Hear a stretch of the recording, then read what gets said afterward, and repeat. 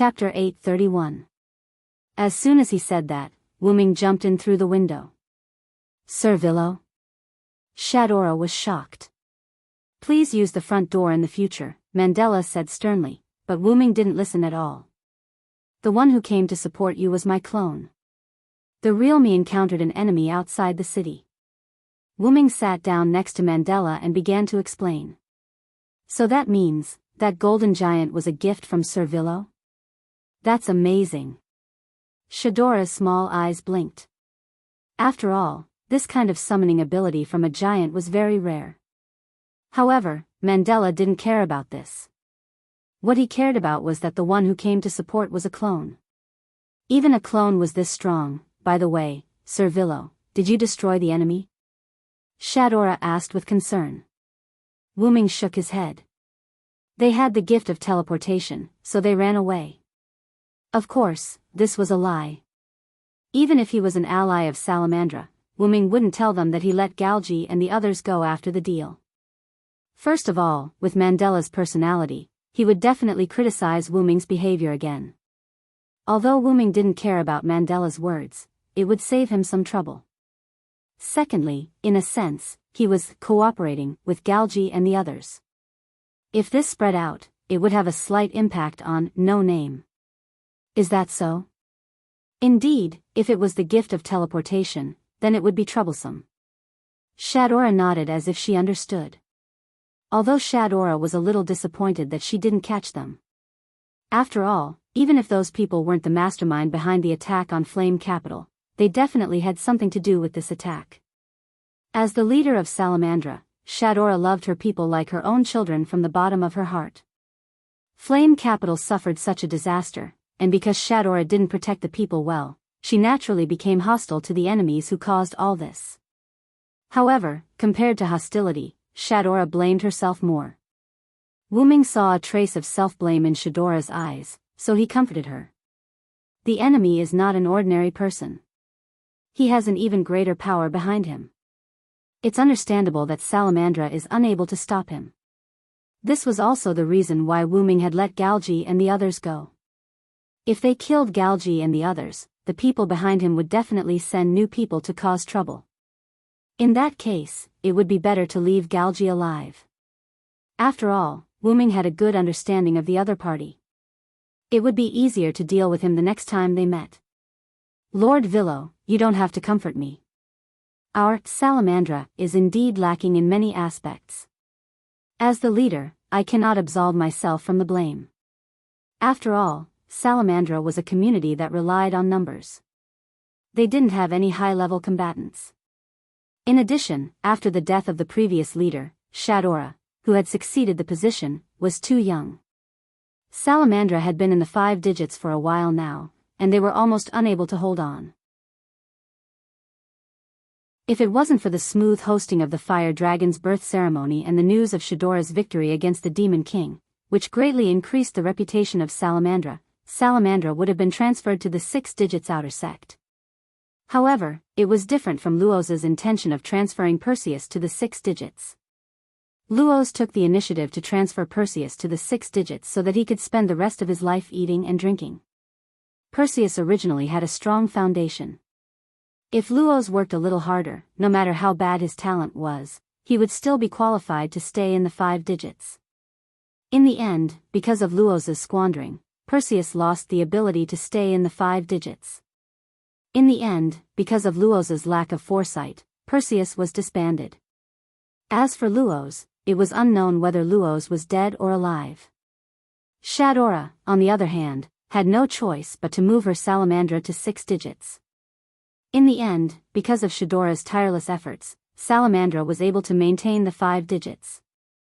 Shadora's position as the leader of the hierarchy was also gradually accepted by the people. Don't be depressed, Shadora.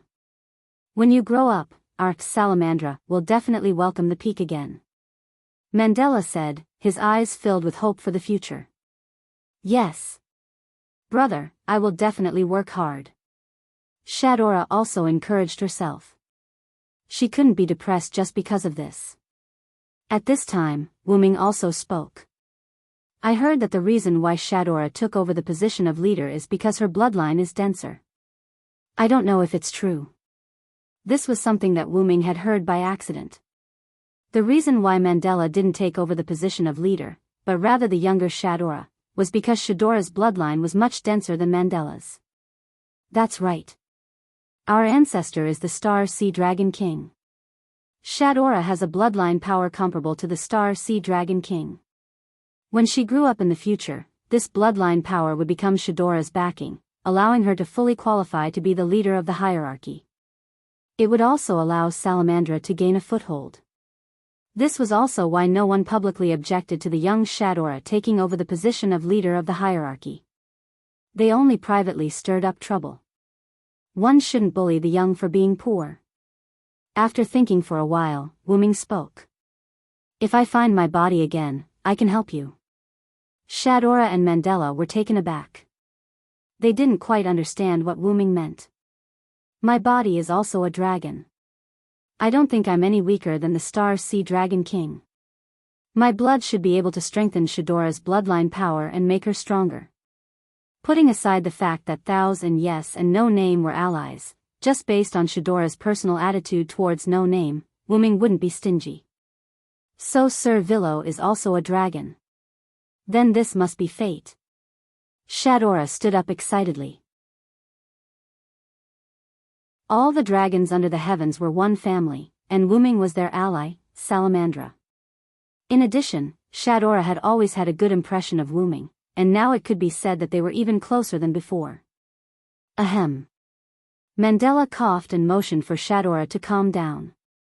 Let's talk about it in the future. Shadora doesn't need a sudden surge of power. She needs to work hard step by step. To be honest, Mandela admitted that Wu Ming was strong. However, he didn't think that Wu Ming was weaker than the Star Sea Dragon King. Anyone would give empty promises. In the end, it was still a matter of fact. Wu Ming, who understood Mandela's meaning, only smiled casually and didn't say anything. It's about time for me to go back, Wu Ming said as he stood up. Are you leaving already, Sir Villo? We haven't thanked you for coming to help us. Shadora wanted to ask Wu Ming to stay. At least a simple meal was good enough.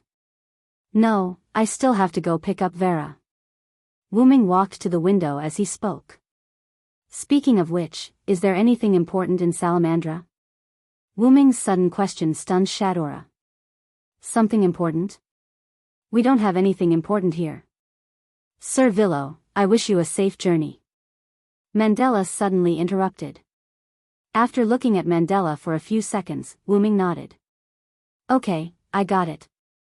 Then, Wu Ming jumped out of the window. At the same time, Wu Ming heard frantic voices behind him. Please remember to use the front door in the future.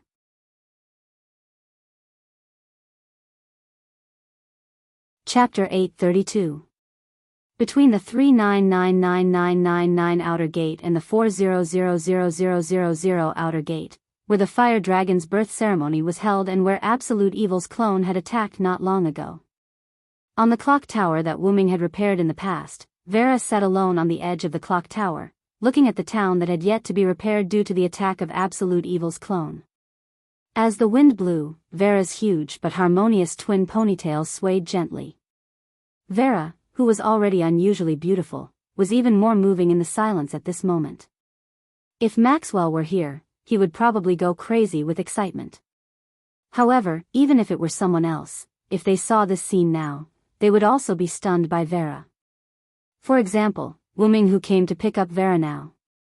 As soon as Wu Ming walked out of the teleportation gate, he saw such a picturesque scene.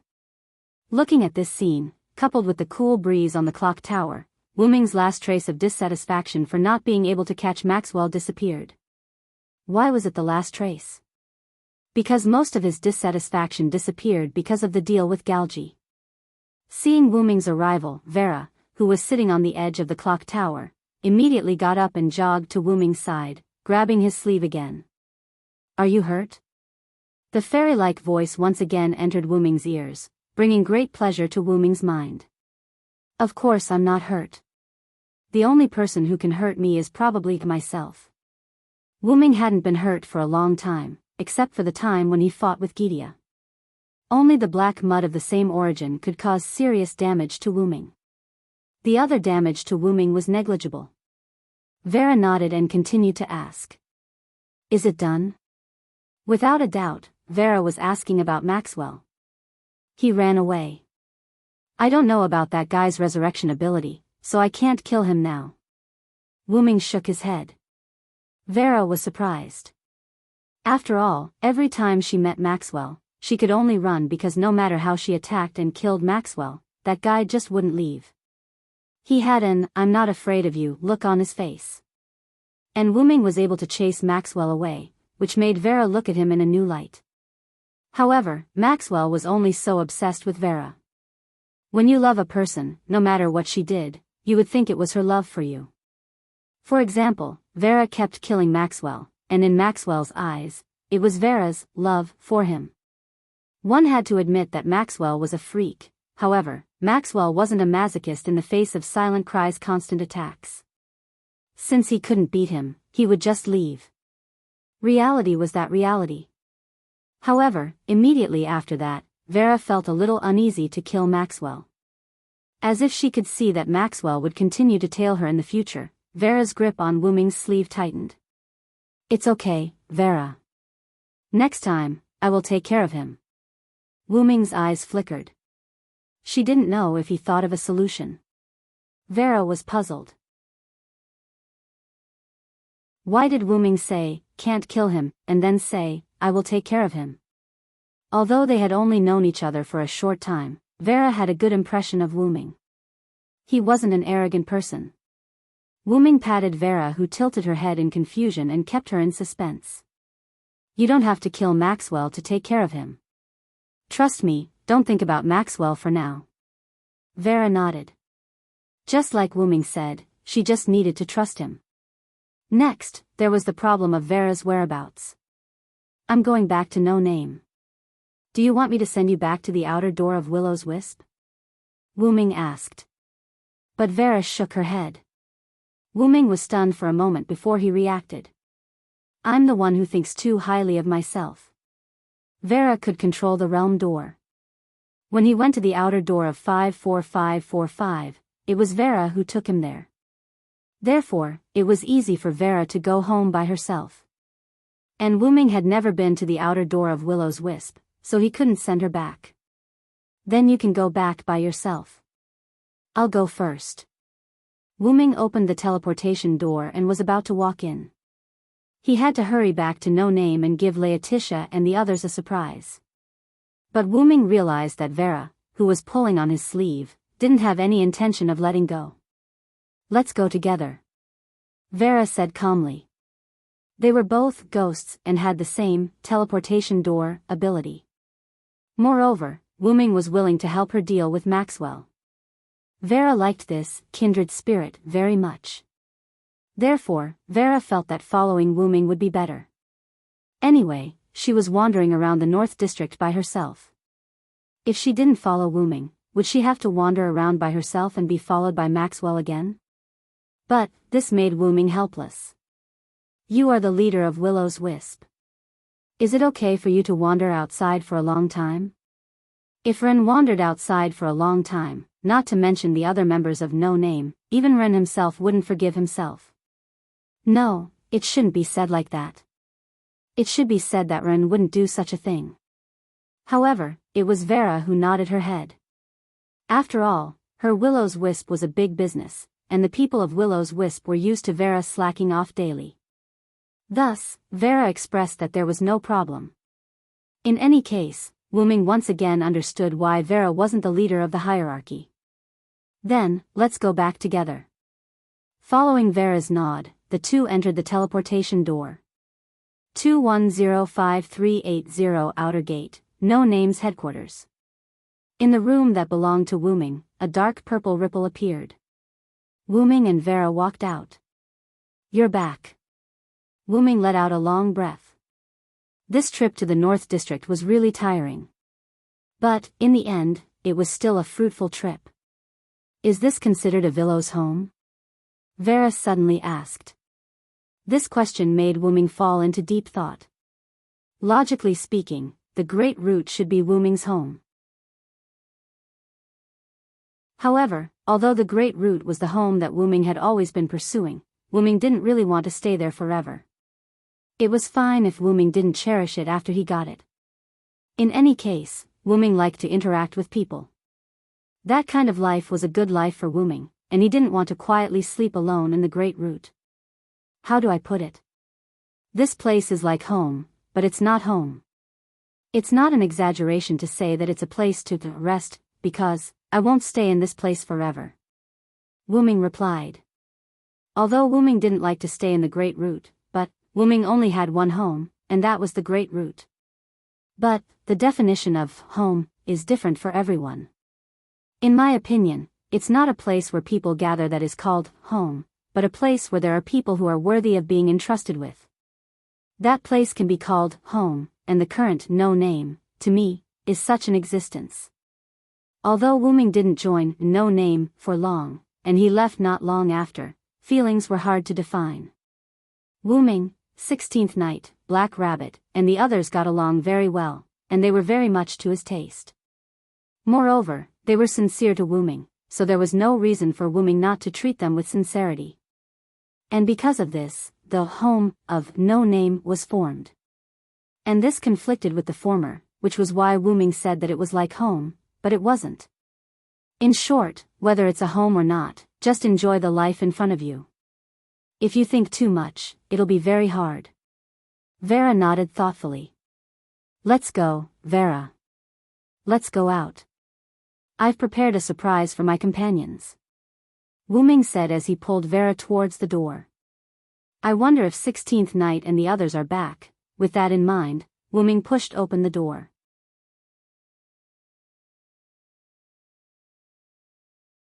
Chapter 833.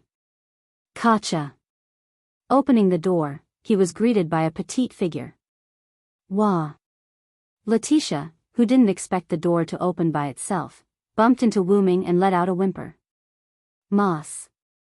Master, you're back. Letitia took 2 steps back, shook her head, and asked in embarrassment. Sorry, Letitia, I just came back. I didn't expect to see you at the door. Shaking her head, Letitia smiled. I just wanted to clean the room for Master. As she said this, Letitia also noticed that there was an extra person behind Wu Ming. Master Vera? Then, Letitia recovered from her shock.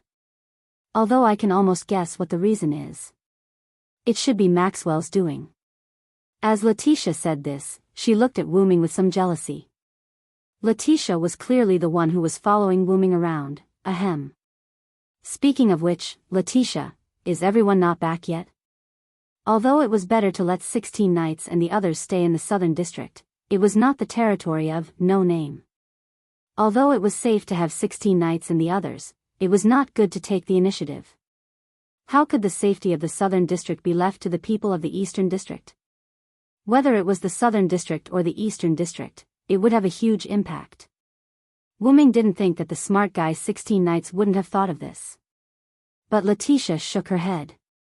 Not yet, but I think they should be on their way. Letitia was also a very smart person. What Wu Ming and 16 Knights understood, Letitia naturally understood as well. If that's the case, I'll wait for everyone to come back before I take out the surprise I prepared. Wu Ming smiled mysteriously, took Vera around Letitia, and left the room. Surprise? Letitia tilted her head, puzzled. In the end, Letitia shrugged and walked into Wu Ming's room. After all, cleaning had to be done. In the corridor, Wu Ming dragged Vera, who didn't know what was going on, and strolled along. Although I want to show you around No Name, I'm going to find White Yiksha. Are you going to follow me or stay in No Name to rest, Vera? Wu Ming said to Vera without looking back. Vera didn't say anything. She could do whatever she wanted. Vera, it's better for you to stay in No Name. I'm only going to White Yiksha to give him some information. I'll be back soon, and it's very safe here. Maxwell won't come. There's no need for him to keep following me. Vera nodded and replied softly, however, he had to find someone to keep an eye on Vera. He couldn't let Vera stay in a room alone and wait for Wuming to come back. Should I go back and look for Letitia? However, just as Wuming was thinking, Lily suddenly walked out from the corner in front of him. Sir Villo, are you back? Then, Lily noticed Vera, who was pulling on Wuming's sleeve and hiding behind Wuming. What a cute child. Sir Villo, who is she? Lily looked at Vera curiously. She seemed to be very interested in Vera. Because she had never seen Vera before, and Lily wasn't familiar with the leader of Willow's North District, Vera Ja Ignifost, Lily didn't think that the charming and cute little girl behind Wuming was such a big shot. Instead, Wuming's eyes lit up and he nodded. This is Vera. I met her in the North District. Vera, what a cute name. Lily jogged to Vera's side and held her hand. I'm Lily. I can call you Vera. Vera tilted her head and looked at the little fox girl Lily. She didn't say anything, but her eyes kept wandering between Lily and her chest. This made Lily's expression gradually freeze. From the looks of it, Vera and Lily were about the same age. It was just that her chest developed a little too quickly. Because Vera was behind Wuming, Lily didn't notice it at first. Lily smiled a little awkwardly and kept numbing herself in her heart. It's just that I developed slowly. I'm going to White Yiksha's place. Can I ask Lily for a favor? Lily was taken aback, but then she nodded. Of course, Lily just happened to have some free time. What is it? Wuming smiled and pointed at Vera. Help me look after Vera, how about it? Lily naturally had no objections. Of course, I'll get along well with Vera. Looking at Lily's smile, Wuming felt that it was the right thing to do not tell Lily about Vera's identity. That's it, I'll leave it to you. Opening the portal, Wuming looked at Vera again. Get along well with Lily, don't bully her. Wuming saw the scene of Vera showing off her chest to Lily before. It made sense that natural airheads were all black when cut open. Vera nodded obediently. Then, I'm leaving. She plunged into the black and purple ripples of the portal. Have a safe trip, Lily responded enthusiastically. Okay, Vera, this is your first time in our community, I'll show you around.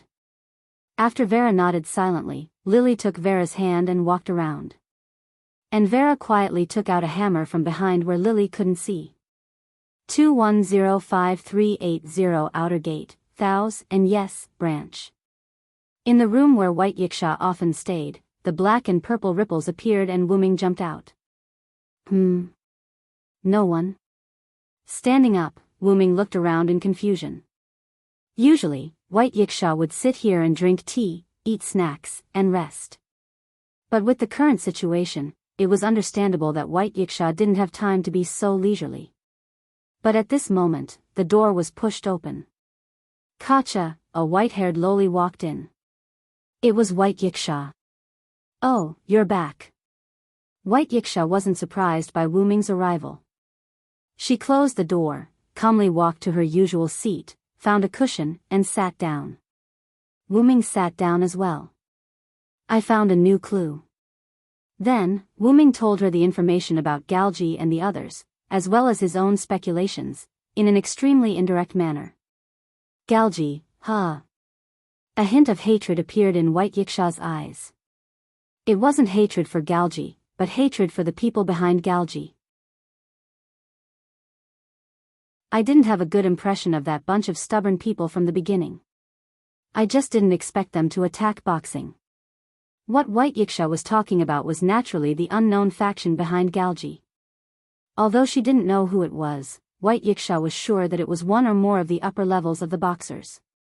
As White Yiksha spoke, she could not help but release an invisible pressure. Wuming could naturally sense White Yiksha's anger, so he didn't say anything else. After a while, the pressure disappeared, and White Yiksha calmed down. What should we do next? Wuming asked casually. As a senior of the boxers, White Yiksha naturally had more right to speak than Wuming. White Yiksha wasn't in a hurry to answer this question. Instead, she asked Wuming.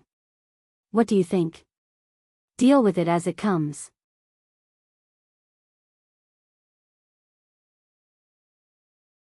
Chapter 834. Wuming said without hesitation. The enemy's true goal was completely unknown. Although Wuming wanted Galji to reveal some information during the deal, Galji expressed that it might disrupt his plan to pursue freedom, so he rejected it. Wuming, who did not have enough bargaining chips, could only give up and simply carry out some transactions. I guess that's the only way. White Yiksha sighed helplessly. The box court was an incomparably mysterious world. Naturally, the other party's goal was even more difficult to guess because of this mysterious world. Not to mention that the box court's own people were playing tricks behind the scenes. At that moment, Wuming closed his eyes. No one knew what he was thinking. White Yiksha was not idle either. He took out his gift card and took out 2 teacups and a teapot. The teapot automatically poured tea into the teacups. I say, White Yiksha, how many are there in the human final trial? Wuming opened his eyes and suddenly asked. White Yiksha picked up one of the teacups and took a sip. He narrowed his eyes and looked at Wuming. Oh, you want to start with Galji himself? White Yiksha immediately understood what Wuming meant. Of course. Wuming shrugged, picked up a teacup, and took a sip as well. Then, he put it to his right. Galji is a tool that was born less than 3 years ago. In this box court world that values inheritance, other than Galji's own nature, I can't think of any other place that would need this useless tool to play a role. Just like other stories and myths, there were many heroes like Galji. However, there was only one nature. Galji could not be said to be the best, but it was also extremely rare. The nature that Wuming mentioned referred to Galji's nature of coming to save the world at the end of the world. The end of the world for humans is probably referring to the human final trial, last embryo. The box court world was greatly influenced by the so-called inheritance. Like a law, if humans were unable to defeat, the final trial, then humans themselves would walk towards destruction. And didn't the final trial of mankind require a savior-type hero like Galji to appear and defeat, the apocalypse of mankind? Only Galji, who had such an inheritance, could perform the magnificent feat of saving the world, humans. And gods are inseparable from humans, Wuming said, thinking of his experience in Mesopotamia. In order to connect the gods and humans, the gods created the wedge of heaven and the lock of heaven in an attempt to bind the gods and humans together. Would the gods of Box Court need to do the same? No, there was no need for that. Box Court was a world where mystery existed, or rather, it was a world created for the sake of allowing mystery to exist. Also, if one had to say something, the gods and humans of the Box Court had already been separated. After the gods came to the Box Court, the separation of the gods and humans was completed. With the development of time, humans advocated science and abandoned mystery. However, as long as humans were still around, the gods would at most weaken. In any case, they would not completely disappear. Therefore, the gods of Box Court did not need to spend so much effort to connect the gods and humans like the gods of Mesopotamia. Wuming's gods are inseparable from humans had another meaning. The separation of the gods and humans was inevitable, but the two existed in different worlds. As long as humans were still around, the gods would be fine. However, if humans were to go extinct, it would be a serious blow to the gods. Could it be that some gods want to save humans through Galji and pass the human final trial, last embryo, to finally achieve the goal of saving themselves? However, if outsiders were to hear this, they would definitely think that this idea was ridiculous. Because, almost no gods would do that. White Yiksha shook his head. You also said almost, right? Wuming smiled. If it was not absolutely, then it was a possibility. White Yiksha was speechless. He could only bury his head and drink his tea. However, he also indirectly agreed with Wuming's words. After all, the gods are not without desires. White Yiksha raised his head and said calmly. If humans were to go extinct, then they, who had eternal life, would not live for long. Since that was the case, there would always be gods who would start preparing for a rainy day. However, I still say the same thing.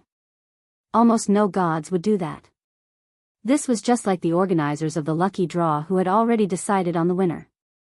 It did not conform to the rules. But not everyone has to eat with their right hand, right? There were always exceptions. The so-called rules were used to restrict the weak.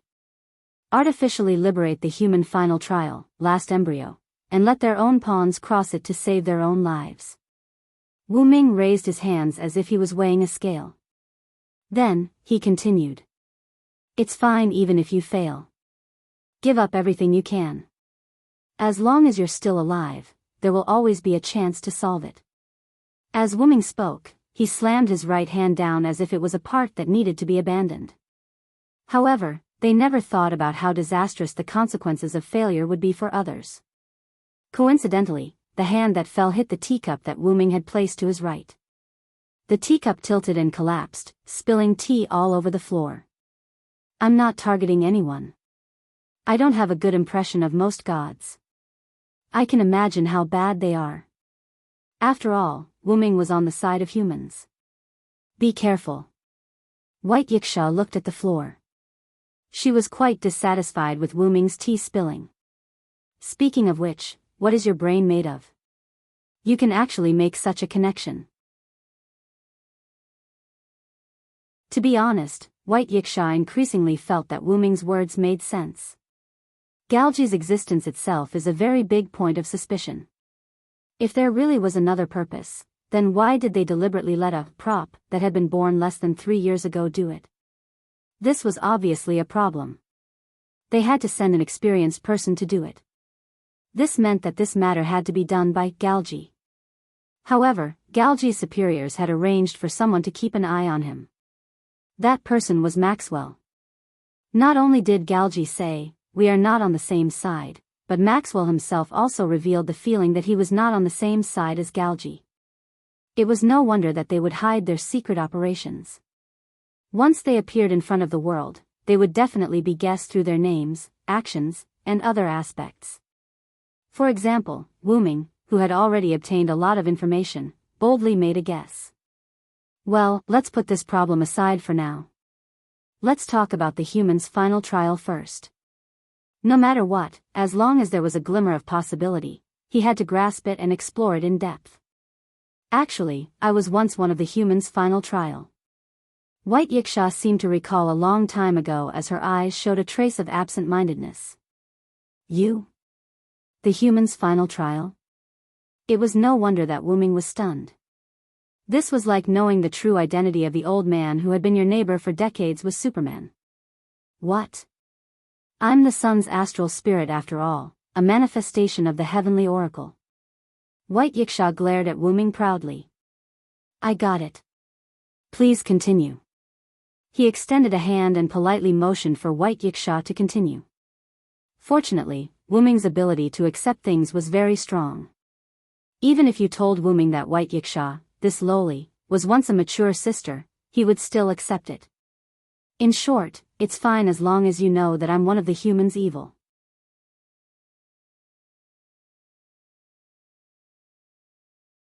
Chapter 835. I once used the identity of the White Knight Demon King to wreak havoc in the original box court. I used the identity of the human final trial to wreak havoc in the box court. Putting down the teacup in his hand, White Yiksha began to explain seriously. But due to the development of science, humans gradually understood incomprehensible phenomena and existences. For example, humans understood that the heaven-shaking theory was wrong. Correspondingly, White Yiksha's strength was greatly weakened. After my heaven-shaking theory spirit lattice was exploited, I was defeated and finally converted to Buddhism. From this, it could be seen that although humans were weak, humans had a great influence on powerhouses who were restrained by legacies. Then, White Yiksha, will you become an enemy of humans? Wu Ming wasn't concerned about whether White Yiksha would become an enemy, but he was worried that White Yiksha would be suppressed if he became an enemy. The so-called human final trial was for humans to train. This meant that humans would be defeated in the final trial. Oh, are you concerned about me? White Yiksha narrowed his eyes with a sneaky smile. After all, they were friends, so he was naturally worried. However, Wuming didn't want to admit it when he saw White Yiksha's smug face. I'm considering whether to plan ahead on how to kill you, Wuming answered without hesitation. That's a pity.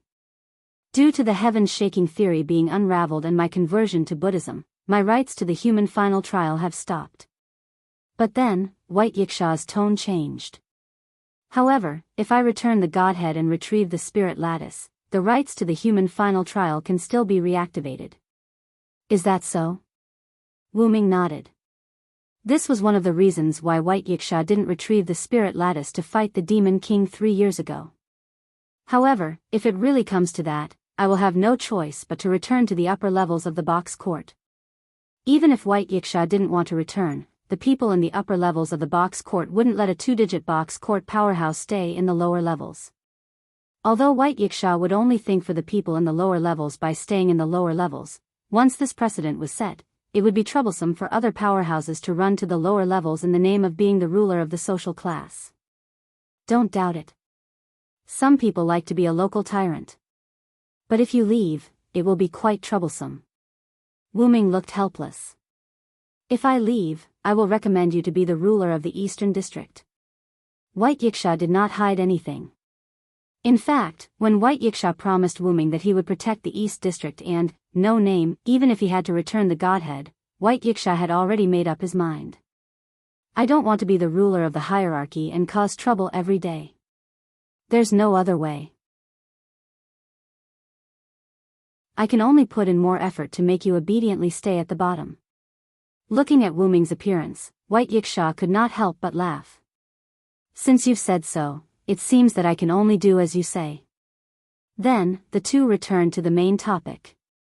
Other than the earth-shattering theory, there are many other theories about the last embryo, such as dystopia, wandering endgame, absolute evil, and so on. But White Yiksha paused. Basically, these demon kings of the last embryo are no longer a threat for the time being because of the various measures taken by the people of the box court. Therefore, White Yiksha did not think in this direction.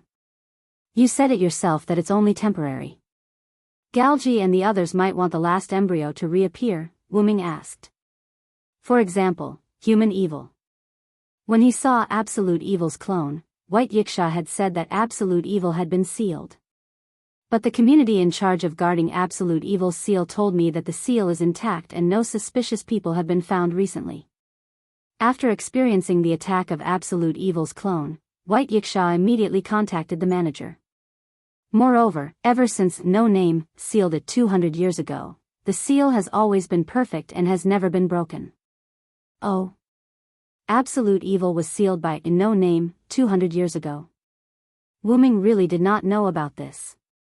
After all, No Name was once the largest community in the East District. Naturally, it had some glorious results. White Yiksha shook his head matter-of-factly. Looking at White Yiksha's smug expression, those who did not know would think that White Yiksha was the one who sealed Absolute Evil. If that's the case, the place where Absolute Evil was sealed is probably related to No Name. Now, it was still managing the seal of Absolute Evil. It was probably an ally of No Name 200 years ago. That's right.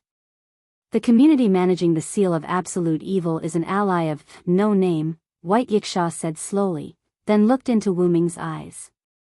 The current 5-digit community in the North District, Salamandra.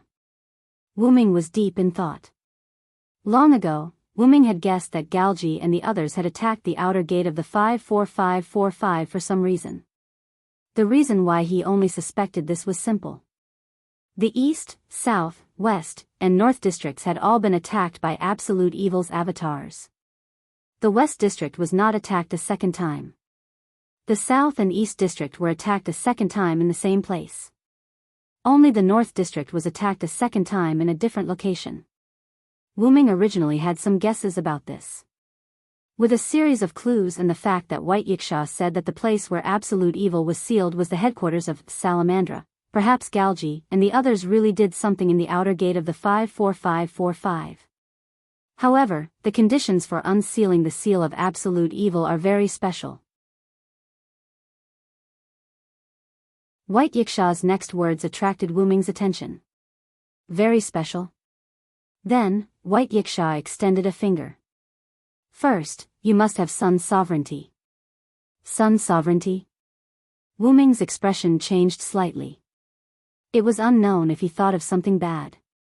What's wrong? White Yiksha noticed the change in Wu Ming's expression and asked kindly. Nothing. Speaking of which, Sun sovereignty should be very difficult to collect, right? Wu Ming shook his head and continued the current topic. No matter where the sun was or which world it was in, it was a crucial deciding factor. There were tens of thousands of god groups in the box court world, and each god group had an existence related to the sun. Therefore, in order to take care of the many powerhouses related to the sun, Sun sovereignty was divided into 24 portions. However, if I remember correctly, you should have more than half of the Sun sovereignty, White Yiksha. It was said that White Yiksha had 14 Sun sovereignty.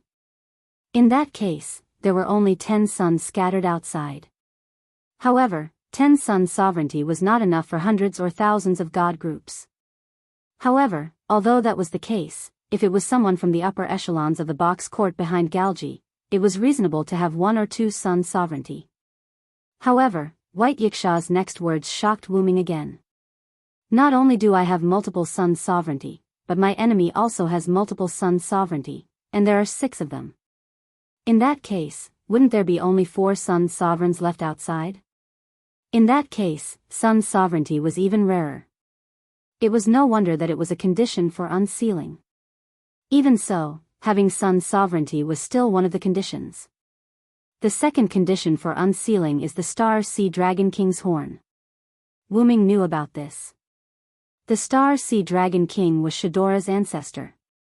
It was said that the horn on Shadora's head was transplanted from the Star Sea Dragon King, and it was a horn with great power. However, the Star Sea Dragon King's horn is currently on Shadora's head in perfect condition, Wu Ming said. He had just met Shadora. Shadora's horn was still bright and beautiful, and there was no damage at all. It was impossible that someone had secretly replaced Shadora's entire horn. No matter how weak Shadora and Salamandra were, it was impossible for them to be that weak. Are there any other conditions? Wu Ming was more or less relieved. There is a third condition, which is the last one. White Yiksha's expression became serious. Seal the flag of the community of absolute evil.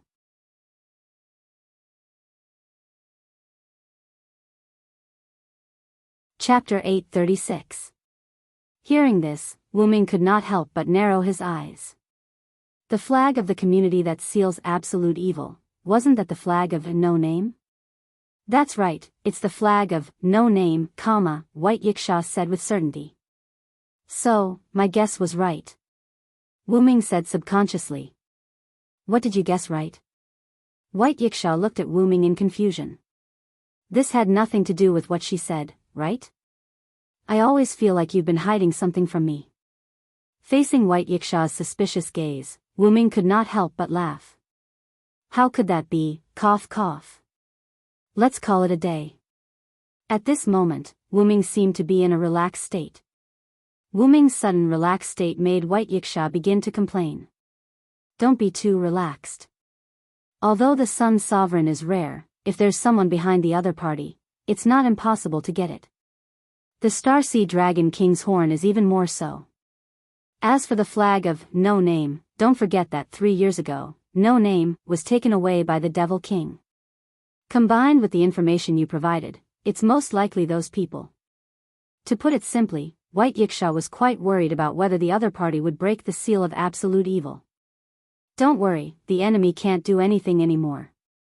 Standing up, Wu Ming stretched his body. But White Yiksha still wanted to refute, but Wu Ming immediately interrupted him. Alright, I've prepared a surprise for Ren and the others. I have to go back and prepare in advance. With a wave of his hand, black and purple ripples appeared beside Wu Ming. Do as you please. White Yiksha took a sip of tea in a fit of pique. Don't worry, White Yiksha. Wait until tomorrow, you'll know why I'm not worried that the seal of absolute evil will be broken. At that time, please take care of no name. With another wave of his hand, Wu Ming plunged into the portal. The portal closed immediately. I'll know tomorrow. Take care of no name? What do you mean? Bai Yiksha, who didn't like to keep people in suspense, complained unhappily. Then, he took out his gift card and prepared to take out some snacks to eat with the tea. However, like unpredictable fate, White Yiksha seemed to realize something as his eyes suddenly widened. Could it be? Looking at his reflection in the teacup, Bai Yasha smiled. So that's what you mean. There really is such a guy. He took out the desserts from the gift card and put away the gift card. White Yiksha held a teacup in one hand and a dessert in the other. Well, if that's true, then it's a happy ending. Then, White Yiksha took a bite of the snack. At the entrance of No Name's headquarters, a dark purple ripple appeared, and Wu Ming jumped out. Wu Ming had not walked through the main entrance for a long time, so he decided to walk through the main entrance. Have we arrived? Looking at the two huge magic puppets guarding the door in front of him, Wu Ming walked in without hesitation. They were not summoned by summoning tools like the magic puppets in the manor. These two huge magic puppets were high-level magic puppets that Wu Ming summoned from the inherent enchantment, Nazalik's underground tomb.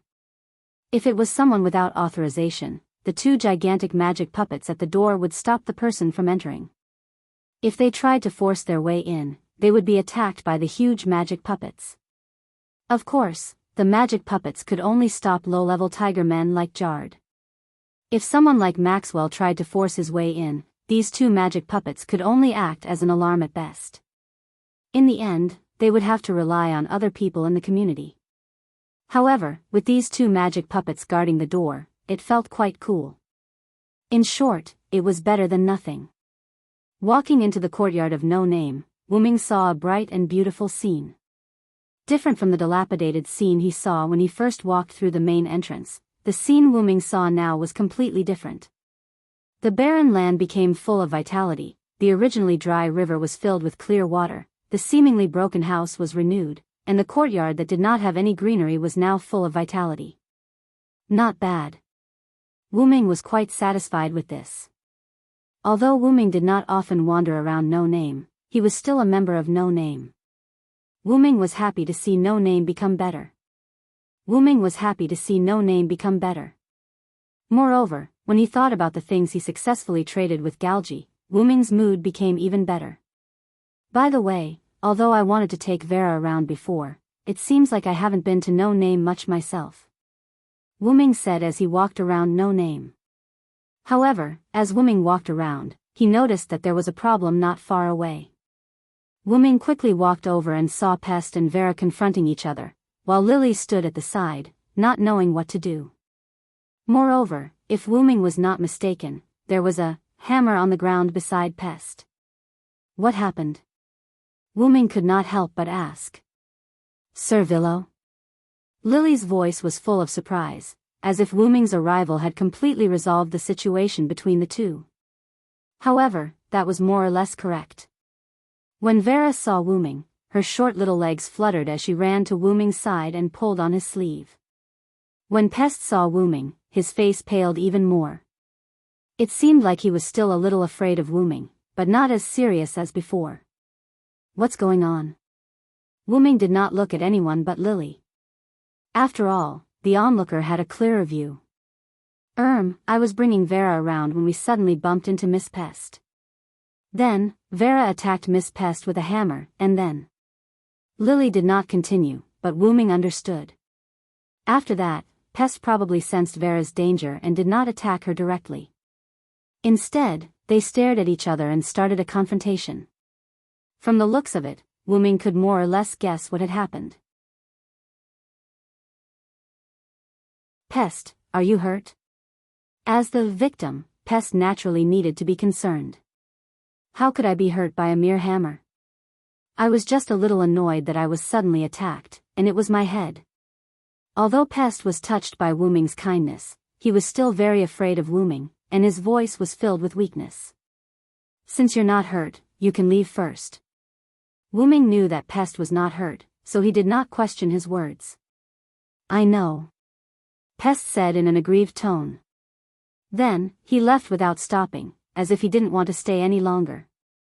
Lily, you should leave too. Please take care of Vera for me. How could it be troublesome if I can help Sir Villo? Lily smiled in response to Wooming. It's almost lunchtime, so I'll leave first. See you later, Sir Villo, Vera. With that, Lily left too. In the end, only Wooming and Vera were left. Alright, Vera, why did I attack Pest with, a hammer? Wooming squatted down and looked at Vera. Because I was interested. It was a very short answer, but it left Wooming speechless. Was it only because you were interested in Pest? Vera even showed a surprised expression when she heard Wooming's question. It was as if she was saying, if it wasn't because I was interested, then what else could it be? All right. Wooming sighed helplessly. As expected, there was no lack of problem children in this world. Just then, Lily suddenly ran back. Sir Villo. Everyone is back. Wooming's eyes lit up. Finally back.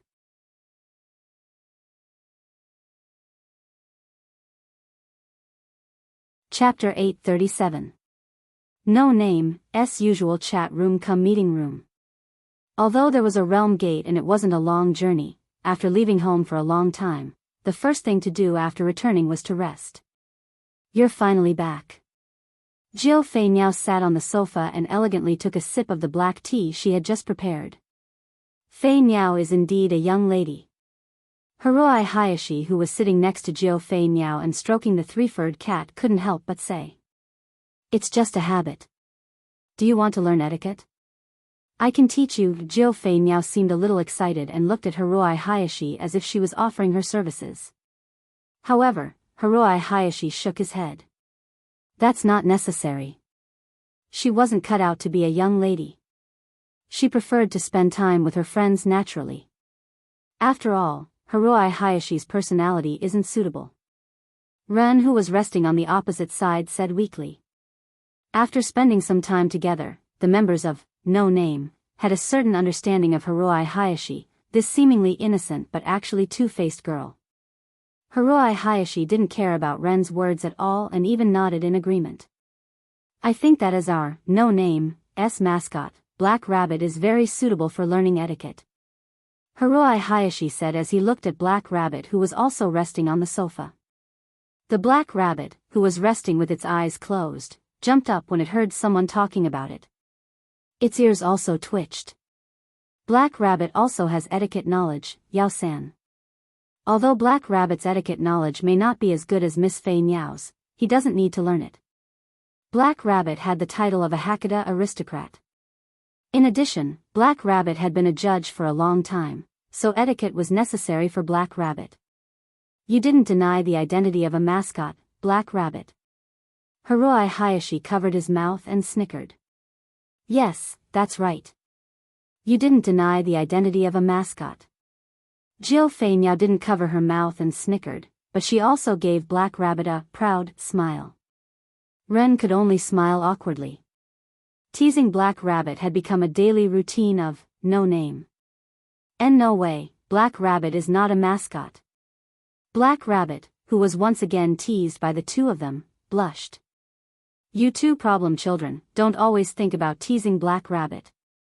Just as Black Rabbit was about to get angry, 16 Knights, who was standing by the window, suddenly spoke. It's so noisy. Black Rabbit, everyone just came back. Can't you be quieter? 16th Knight's solemn words entered Black Rabbit's ears, which made Black Rabbit lower its head in shame. I'm sorry, of course. Her face was still completely red, but this time, it was out of guilt. The others didn't say anything either, as if they were affected by 16th Knight's suppressed tone. However, at this moment, 16 Knights suddenly turned around. Speaking of which, didn't that Villo guy come back? Why can't I see him? 16 Knights didn't seem to be suppressing his emotions at all as he looked at everyone excitedly. The Black Rabbit was stunned. Who was the one who said to be quieter? It was as if Black Rabbit was hallucinating when he said that. After being separated for such a long time, I really miss him. No matter what, we should have a good fight. Ha ha ha. 16th Night laughed, but his laughter sounded like mockery to Black Rabbit's ears. Could it be? Ren suddenly realized that 16th Night was playing with Black Rabbit again. However, Jiu Fei Niao and Haruhide Masaaki looked like they had already guessed it. Sure enough, Mr. 16th Night is the biggest problem child. Black Rabbit was once again driven mad by his antics. Gotcha! At this moment, the sound of the door being pushed open attracted everyone's attention. You're still so energetic, everyone. The voice was heard before the person was seen. Then, a familiar face with black hair and red eyes appeared. Mr. Villo. Black Rabbit shouted excitedly. Mr. Villo, long time no see. Ren stood up and politely greeted Wu Ming. Long time no see, Villo. Jiu Fei Niao gracefully greeted. Haruhide Masaaki, who was not good with words, only nodded at Wu Ming, but the smile on his face was particularly conspicuous.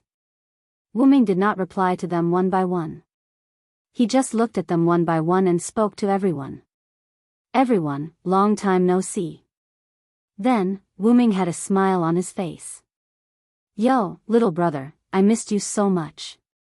16th Night, who was standing by the window, walked toward Wu Ming, flipped over the sofa with one hand, and jumped in front of Wu Ming. You've been doing well recently, haven't you? Wu Ming smiled helplessly. First, he participated in all kinds of gift competitions in the Southern District, and then he was attacked by Absolute Evil's clone. 16th Night must have had a good time punching him. Thanks to you, ha ha ha. At the same time, Wu Ming and 16th Night reached out a fist each and gently touched each other. Then, Wu Ming looked at everyone. Although I know you're probably tired, I've prepared a surprise for you. Do you want to take a look? Surprise? Ren, Black Rabbit, Jiu Fei Niao, and Haruhide Masaaki were stunned.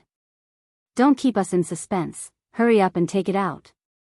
16th Night put one hand on her waist and waved the other hand in the air. Jiu Fei Niao and Haruhide Masaaki also nodded. Since it was a surprise, he had to take it out directly. That was the understanding of surprise by problem children.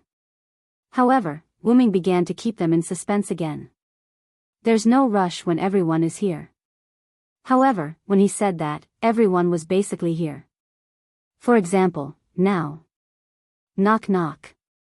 The door that Wu Ming had not closed was politely knocked twice. Then, Lily's voice came from behind Wu Ming. Villo, Sama, I've brought Letitia Sama and Miss Pester here. Wu Ming smiled slightly. Please take a seat, everyone. In the conference room next door, for the first time in 3 years, there were a lot of people gathered. Near the wall, there was a very dignified rectangular table surrounded by the main members of No Name. Actually, this room was the real conference room. The previous room was just a chat room for the members of No Name to rest in. Sometimes, they were too lazy to change places, so it was used as a conference room. At the front was the leader of No Name, Ren Russell. On Ren's left and right sat Wu Ming and 16th Night. However, this was slightly beyond Ren's tolerance limit. Let's forget about it. Ren's forehead was sweating due to nervousness. You're the leader, Ren. Wu Ming sighed. It's natural for the leader to sit at the top. 16th Night smiled. Our No Name is going to rise in the future. You have to work hard to master the calmness of a leader. Wu Ming said while knocking on the table. Besides, we're all on the same side. What's there to be nervous about? Just be normal. However, Ren just smiled awkwardly. It's because we're all on the same side that I'm nervous. Everyone believes in you, little guy. 16th Night held his chin with one hand and pointed at the other No Name members. Ren looked at 16th Night, then looked at the other members who were looking at him with encouraging eyes. He took a deep breath and nodded. Yes, I understand. Sitting at the top, Ren straightened his back and looked serious. I hereby announce that the official No Name meeting begins now.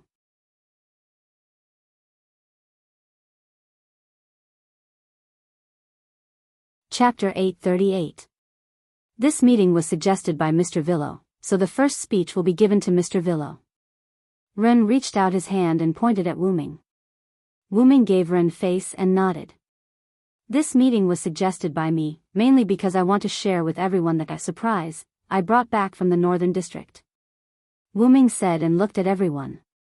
At this time, the seat next to 16 Knights, Hiroi Hiroyuki, who was sitting there, raised his hand and said, "It shouldn't be an ordinary surprise, right? If it was an ordinary surprise, there would be no need for this kind of meeting." "That's right." Wu Ming nodded and didn't say much. Because Wu Ming wanted to use action to prove it. Wu Ming reached out his hand, and the golden dragoness space ripple appeared on the table. The golden ripple moved horizontally, and a rectangular piece of cloth was spat out from the golden ripple and neatly laid on the table. This is. Ren, who was sitting at the head of the table, as well as Ryobi and Letitia, who were sitting next to Wu Ming, were all shocked and immediately stood up. A flag? Jill Yuko, who was sitting next to Hiroi Hiroyuki, saw the truth of the cloth and was puzzled.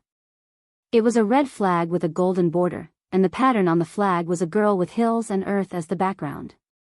"Miss Hiroyuki, that was our no-names flag." Lily, who was sitting next to Hiroyuki, said with a trembling voice. At the same time, a few drops of tears fell from Lily's cheeks. The reason why Lily didn't stand up emotionally was because Lily was crying so emotionally that she didn't have the strength to stand up. "Our flag."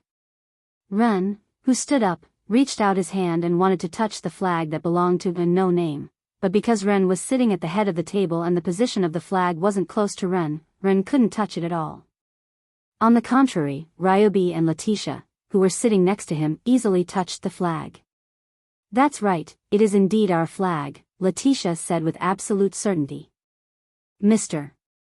Villo, how did you find our flag?" Black Rabbit looked at Wu Ming with tears in her eyes. The emotional Black Rabbit also shed tears, and its voice began to tremble slightly. Just like Lily, it was the excitement and joy of the return of the no-name flag. "I got it from the Demon King who attacked No Name 3 years ago." Following that, Wu Ming told everyone about what had happened between him and Galji. Wu Ming did not tell the members of No Name everything that had happened in the past. After all, it was too complicated. Therefore, Wu Ming only told them the important things. After he finished speaking, Wu Ming didn't do anything else.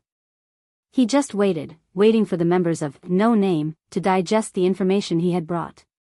To put it simply, because you captured their important subordinates, you have forced them to complete this trade, right? 16 Knights easily understood the information that Wu Ming had brought. "But, Mr. Villo, why didn't you capture all of them? Maybe you could have investigated the Demon King who attacked our community 3 years ago." Black Rabbit asked Wu Ming rather excitedly. "Calm down, you perverted rabbit," 16 Knights said rather rudely. "Didn't you hear what Villo said? They have some power behind them, and they might even be from the upper echelons of the box court." 16 Knights' eyes were full of ridicule. Of course, 16 Knights was not ridiculing Black Rabbit, but the box court. The upper echelons of the box court created the box court, and then used others to cause trouble in the box court, causing a disaster to the box court. It was as if the partners of justice were actually the villains of the boss. How ironic. Jill Fei Miao also opened his mouth to explain to Black Rabbit. "If we capture all of them, the people behind them will send new puppets to the lower echelons of the box court. If that was the case, it would be better to let Galji and his people, who he knew pretty well, cast a long line to catch a big fish." Hiroi Hiroyuki also spoke. "Also, didn't Villo say that Galji has the tendency to betray the people behind him?" Although Hiroi Hiroyuki had no intention of befriending Galji, the saying, "the enemy of my enemy is my friend," still made some sense. What Jill Fei Miao and Hiroi Hiroyuki said was actually the problem that Wu Ming had considered at the time. Therefore, Wu Ming did not choose to cooperate with Galji, nor did he choose to completely fall out with him. In the end, Wu Ming chose to make a trade with Galji. They did not form an alliance, nor did they form an enemy. It was just a simple trade, although Wuming was a bit rough. Galji and his people are not a threat. The key is that 4-digit demon king called Maxwell. After Wuming said that, the others also had a serious expression. He has an immortal body, so it seems that my fists are useless. 16 Knights shrugged and said in a relaxed tone. I'm afraid my ability won't be of any use either. Jiu Fei Niao shook her head. Hiroi Hiroyuki looked at his hand, then looked at Wuming. Villo, you can't do anything to him either? I can't do anything with normal methods, but I haven't tried any other special methods. Then, Wuming looked at his palm and slowly clenched it into a fist. The next time I see him, I'll try to use a sealing technique to deal with him. If you can't beat him to death, then don't beat him to death. It was such a simple principle. But according to what you said, he won't easily appear in front of you, right? Jiu Fei Niao asked. Maxwell was scared by Wuming's blade of salvation, so he abandoned Galji and the others and ran away. Not to mention that it would be difficult to see him again, Maxwell would probably run away immediately after seeing him. I naturally have a way to make that guy walk into a trap. Wuming smiled and kept them in suspense. Keeping us in suspense again. Jiu Fei Niao snorted in disdain at Wuming's suspense and turned her head to the side. It's like wine, the more it is brewed, the more fragrant it gets. Wuming finished and looked at Ren, who was in deep thought. Ren, do you have anything to say? However, Ren sighed slightly. I'm a bit concerned about Galji. According to what you said, he is about the same age as me, but he was used as a prop less than 3 years old. The point was that Galji and Ren were the leaders of their respective communities. Plus, he was born less than 3 years ago as a prop, so the pain he suffered must not be any less than Ren. You can't sympathize with him, Ren. You know, because of Galji's plan, many people's families were destroyed and they died an unnatural death. Wuming's face was serious. If he was not worried about the power behind Galji, even if Wuming did not execute Galji and the others on the spot, he would have captured them and handed them over to White Yiksha. After all, a pitiful person must have something to hate. For freedom was not an excuse to hurt others. I'm sorry. Ren lowered his head guiltily. But 16th Knights refuted Ren. This is not something you need to apologize for, leader little thing. Kindness would sometimes bring about mistakes, but the starting point of kindness was never wrong. Also, leader, don't always show such a lack of confidence. You need to be more confident. Wuming shook his head helplessly. Listening to advice was a good thing, but don't always put your status so low. After all, Ren was the leader of No Name. Yes. I'm very sorry. Ren was at a loss. By the way, Mr. Varen, did you manage to get anything else from No Name from Galji? Black Rabbit quickly tried to smooth things over for Ren. Of course, even if I intend to let them go, I still have to skin them alive.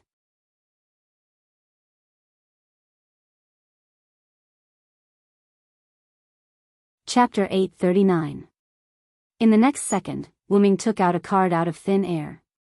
It was Wuming's gift card. When Wuming and 16 Knights first arrived at the box court, the 4 of them went to White Yiksha to appraise the gift according to Black Rabbit's suggestion. At that time, White Yiksha gave each of them a gift card that could be used to store items.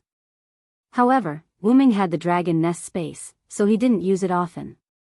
But, if it's this, I'm afraid my dragon nest space isn't suitable for storing it. As Wuming spoke, the gift card in his hand flashed. That was the sign that the item stored in the gift card was taken out. A dragon-like object and a ball of light filled with the aura of the sun appeared in front of everyone. This is a divinity and the sun. Pest, who had been sitting beside Letitia, was shocked and couldn't help but shout. Pest had been bestowed with the prestige divinity, so she was naturally familiar with it. As the incarnation of the Black Death who was closely related to the sun, Pest was also familiar with the power of the sun. Furthermore, Pest looked at the divine spark and the sun's sovereignty with a thirsty gaze. If she could obtain the rights to these 2 blessings in this loot-sharing convention, she believed, her strength would definitely undergo a qualitative change. Now, because of Wuming, she had reached 4 digits. If she added the divinity and sovereignty of the sun, even if she couldn't reach 3 digits, she would reach the peak of 4 digits. However, Pest could only think about it because the aura of this divinity seems like. 16 Knights couldn't help but look at the silent Letitia. Mr. Villo, could this be? Black Rabbit had more or less guessed it. That's right. This is Letitia's divinity and sovereignty of the sun of Ophiuchus constellation, Wuming said with certainty. Pest, who heard Wuming's words, had a look of regret. Since it was a gift from Letitia in the past, then it definitely had nothing to do with her. Letitia's divinity? Jiuyuan Flying Bird was stunned. Sovereignty of the sun of Ophiuchus constellation? Hiroi Hiroyuki stopped stroking his cat. As expected, these are all gifts from Senior Letitia. The Black Rabbit was overjoyed. As if reflecting Black Rabbit's words, the divinity and sun sovereignty slowly floated in front of Letitia. I didn't expect Galgi to have Letitia's gift. Ren was quite excited. He was happy from the bottom of his heart that Letitia's things could come back. Divinity and sun sovereignty were not small items. One could transform a creature's body into the highest grade of a species, while the other was even rarer. There were only 25 sun sovereignty in total, not to mention that this sun sovereignty in Ophiuchus constellation was created for Letitia. More importantly, if the things that originally belonged to Letitia returned to her, Letitia's strength would definitely improve further. In this way, not only was No Name one step closer to its former peak, but Letitia had also completely recovered. Like a broken jigsaw puzzle, No Name would be pieced back together bit by bit. And Ren believed that with Wu Ming and 16 Knights around, this jigsaw puzzle would be even more beautiful than before when the time came. In response to Ren's question, Wu Ming naturally nodded his head. Regarding this question, I will explain it later. Then, Wu Ming looked at Letitia. Okay, Letitia, quickly put away the divinity and sun sovereignty. But, Letitia hesitated. Master. Letitia looked at Wu Ming with guilt and gratitude. Her face was full of hesitation. Wu Ming, who already had a tacit understanding with Letitia, understood Letitia's eyes. Letitia was not willing to accept the gift that originally belonged to her. As for the reason? Perhaps it was guilt and self-blame for giving up her own power, or perhaps it was because she wanted to let others use it, or perhaps it was because she was satisfied with the power that Wu Ming gave her. All of these could be the reason why Letitia was not willing to accept it. But, no matter what, these were Letitia's things. Even if Letitia was Wu Ming's, even if Letitia took the initiative to give up these gifts, even if these gifts were separated from Letitia for a long time, no matter what, these were Letitia's things. This divinity was originally yours, it's just returning it to its original owner. As for the sun's sovereignty, among all of us here, Ophiuchus constellation is the most compatible with you. If you don't want it, then this sun's sovereignty is useless. After all, the sun's sovereignty of Ophiuchus constellation was originally an additional sun's sovereignty that the box court system created for Letitia. Don't be blinded by power, but don't take the initiative to give up the power that you deserve. Only with power can you protect the people you want to protect. The others didn't say anything, they just quietly watched this scene. If you still feel guilty, then take this power and protect, No Name, well, protect the box court well. This is the atonement for your previous incarnation of the Demon King to wreak havoc on the box court. It's also the mission that I, as your master, have given you, Letitia. At that moment, without waiting for Letitia's reaction, Wu Ming forcefully stuffed Letitia's divinity and the sun's sovereignty of Ophiuchus constellation into Letitia's body. Letitia sighed and smiled helplessly. Master, I understand. I promise you, this body will always be loyal to you, I will definitely carry out your will to the end. At that moment, Letitia's aura also suddenly changed. An invisible pressure spread out in all directions, everyone present noticed Letitia's change, even Lily was no exception. Now, with all of her previous power restored, plus the power that Wu Ming gave before, it could be said that Letitia was now at the top of the 4 digits. Now, even White Yiksha, who didn't return the divinity and spirit core, couldn't do anything to Letitia. Woo-woo. Pest let out a few unwilling whimpers. Damn it, I'm so envious. That's great, Senior Letitia. Lily's little tail wagged. If there was anyone who was the happiest, it would definitely be Lily. As someone who didn't have much battle power and wasn't part of the main force, but was able to sit together and discuss with everyone, Lily was naturally very happy to see her comrade's power rise to another level. If she didn't have any power, she would pray for her comrade to become stronger. If she couldn't protect her comrade, she would pray for her comrade to become stronger to protect the other comrade. As for herself, who didn't have much battle power, she just had to do what she was supposed to do, for example, do the logistics work that her comrade gave her. Thank you, Lily. Letitia returned Lily's bright smile. The surprise that Mr. Villo brought really scared me. We have to hang up our flag. This way, our no name will once again have a community with a flag. Black Rabbit excitedly held up the flag, ready to do as he said. Then, Wuming raised his hand to signal Black Rabbit to not be anxious. Don't be anxious, Black Rabbit, I also got something from Galgi. However, this frightened everyone. Hey you, did you really skin the other party?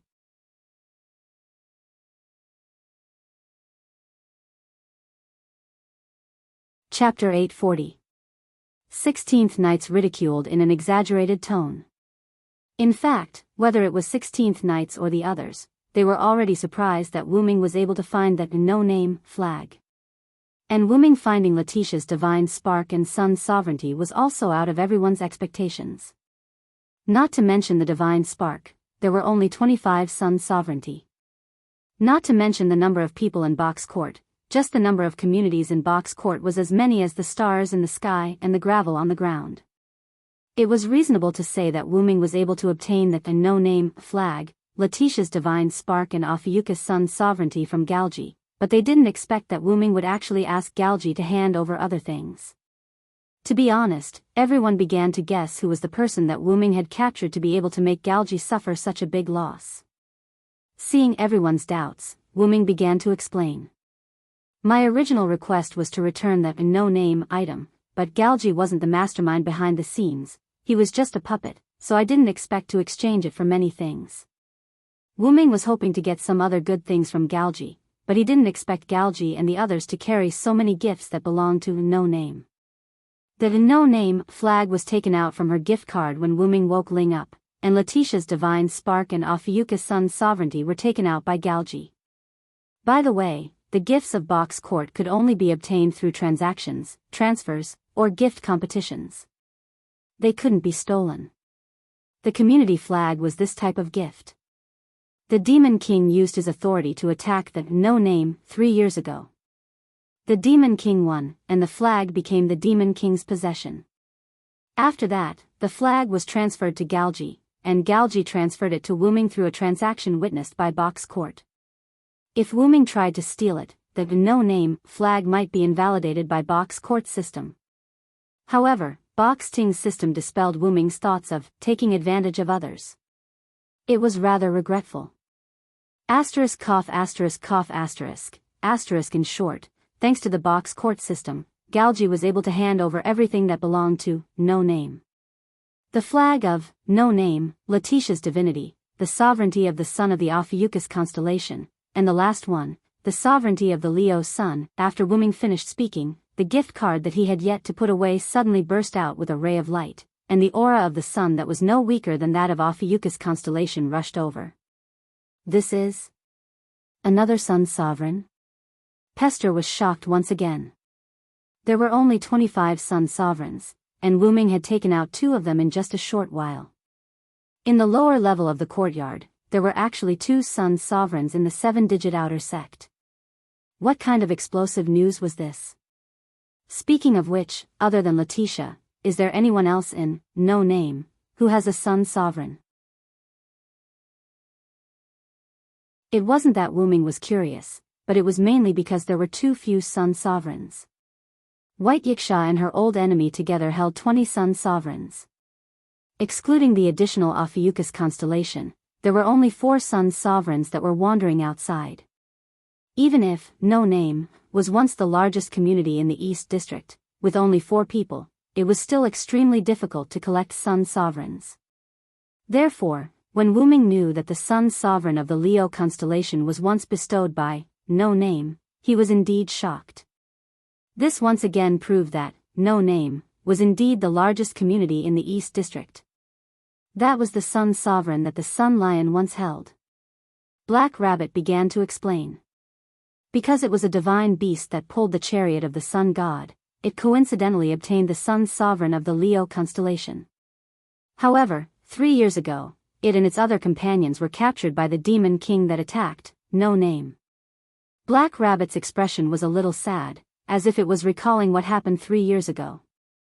However, Galgi holding the sun sovereign of the Leo constellation proved that Galgi and the others had an undeniable relationship with the demon king that attacked No Name. Even the sun sovereign has returned to our hands. No Name's former companions will be found in the future.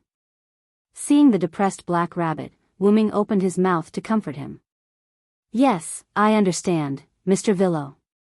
Black Rabbit shook his head and once again revealed a smile.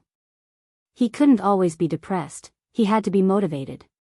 Speaking of which, who should I give the sun sovereign of the Leo constellation to? Wu Ming was distressed. At this time, Pest was eager to give it a try. However, Pest didn't even have time to speak. Since Master brought it back, then it's appropriate to give it to Master to use. Letitia suggested. Anyway, I don't need it. 16th Knights shrugged his shoulders. He, 16th Knights, wasn't going to take advantage of it. I don't need it either. I have Dean. Miss Jiao Fei Niao was the same.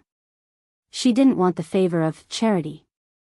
If there was a need, she would fight for it herself, just like when she obtained Dean.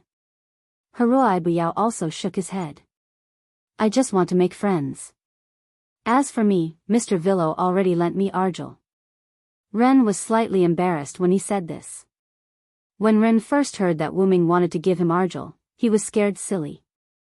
That was a star spirit, wouldn't it be making a mountain out of a molehill if he gave it to him? However, in the end, under Wu Ming's tough attitude, Ren had no choice but to borrow it from Wu Ming. Wu Ming wasn't going to take it back anyway. Naturally, I don't need it either. Letitia also shook her head. Not to mention that she already had the sun sovereign of the Ophiuchus constellation, she had already gained enough from this loot-sharing conference. Naturally, she didn't need it. Black Rabbit doesn't need it either. Black Rabbit shook his head and his rabbit ears swayed along with it. Black Rabbit was mainly the judge of the gift competition. Even in terms of combat power, Black Rabbit wasn't to be underestimated. He was given 4 godhood equipment by Sakura when he was young and was worshipped by the rabbits as the son of God.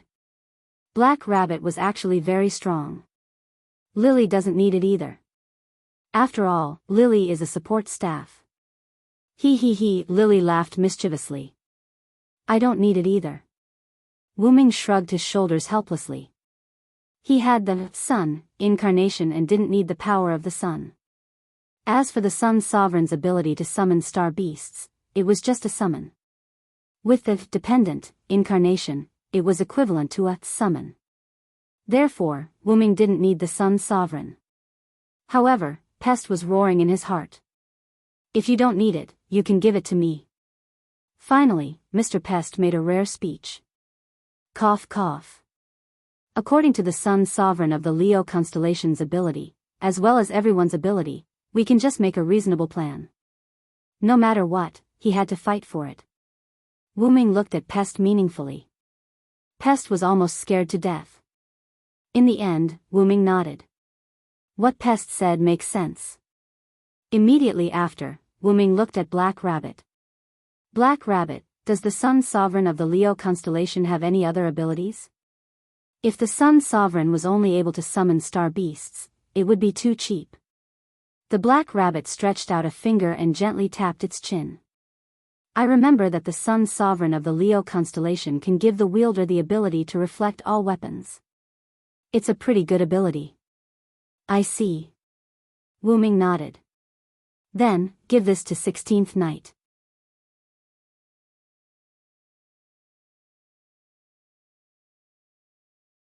Chapter 841. Wait. Why are you giving it to me? 16th Nights frowned.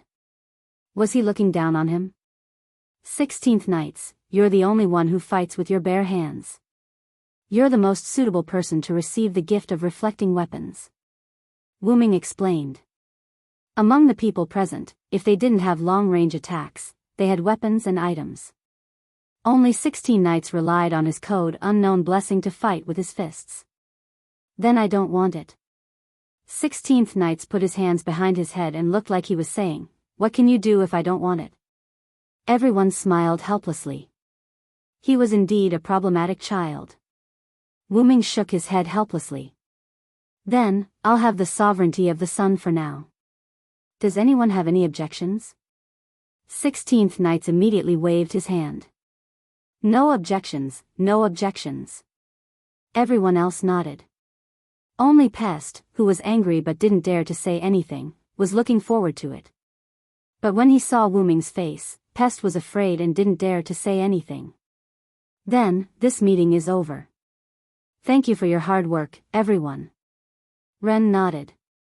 We also have to do some work for the return of the no-name flag. After all, the return of the no-name flag was a huge change for the no-name and the outside world. And the one who prepared for this change was naturally the leader of the community, Ren. Young Master Ren, I'll help later. Black Rabbit volunteered.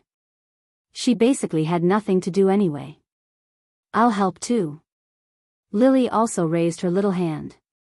Thank you for your hard work. Do your best. Jill Fei Niao smiled. Do your best. Haruai Hiroyuki nodded expressionlessly. If you're free, why don't you come and help everyone? You two problematic children. Black Rabbit showed an angry and helpless expression. But the two pretended not to hear. Black Rabbit was used to it and didn't bother with the two anymore. Then, Black Rabbit turned her gaze to the more reliable Wu Ming. But, I said, let's duel, 16th Nights. Wu Ming suddenly looked at 16th Nights. Oh. 16th Night's eyes suddenly lit up. Hey. Everyone was shocked. Wait a minute. Why do you want to duel all of a sudden? Black Rabbit looked at Wu Ming at a loss. This didn't happen all of a sudden, Black Rabbit. 16th Nights raised her head and closed her eyes. Then, 16th Nights looked at Wu Ming. This is a continuation of the unfinished fight between men. Wu Ming shrugged and admitted this point. Although that's part of the reason, the main reason is that 16th Night rejected my proposal, which made me very unhappy. Then, Wu Ming stretched out 2 fingers and pointed at 16 Nights. The winner will be able to command the winner to do anything, and the loser will have to give the winner a gift as a reward for winning.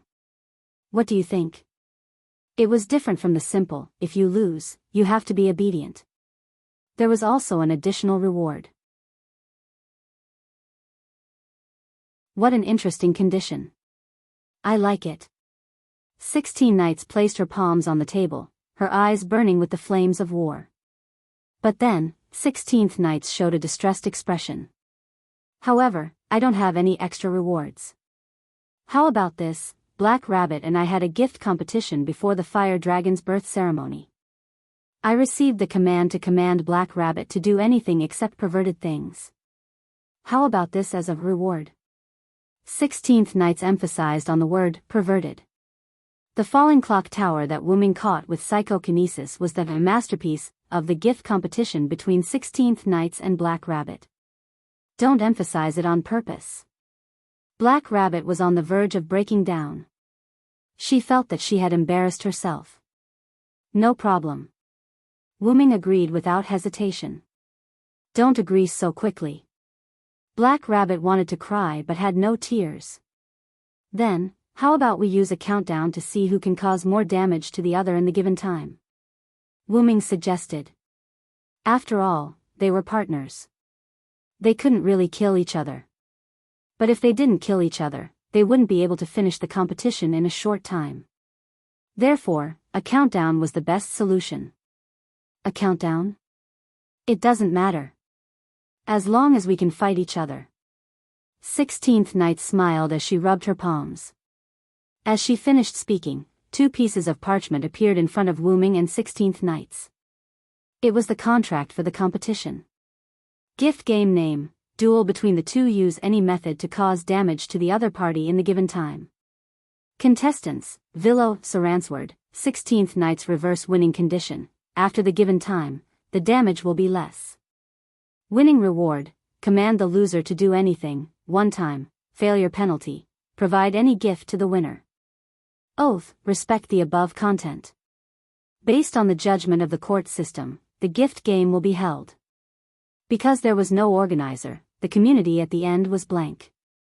After checking that there were no mistakes, the parchment in front of the 2 burned instantly. That meant that the contract was in effect. All right. Without further ado, let's start. 16th Night said and walked towards the door. They couldn't fight in the house, right? Wait a minute. Mr. 16th Nights, can't we not fight? Black Rabbit asked anxiously. Even though it was a sparring session, Black Rabbit still didn't want to see her companions hurt each other.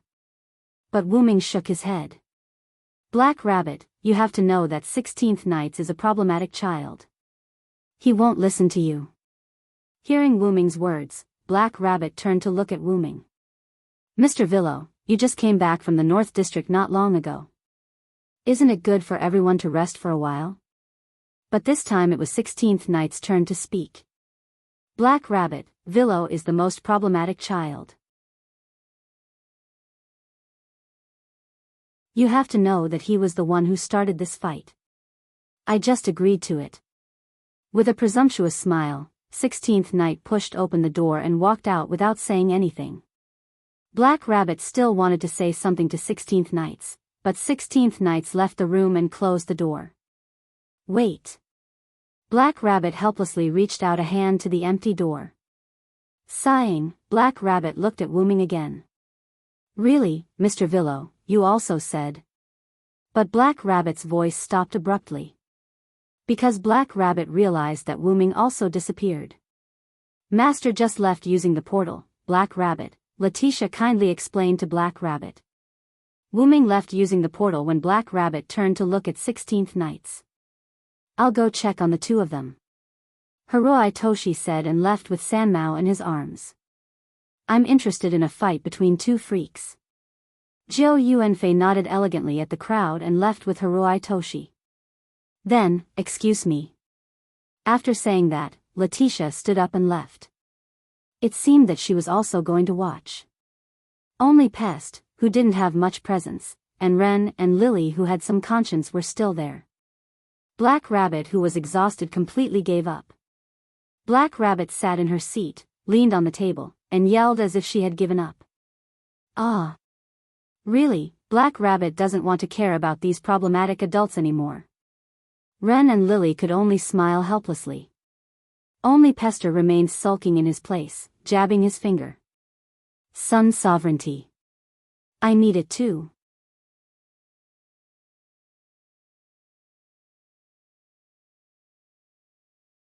Chapter 842. 16th Nights and Wu Ming walked side by side in the no-name corridor.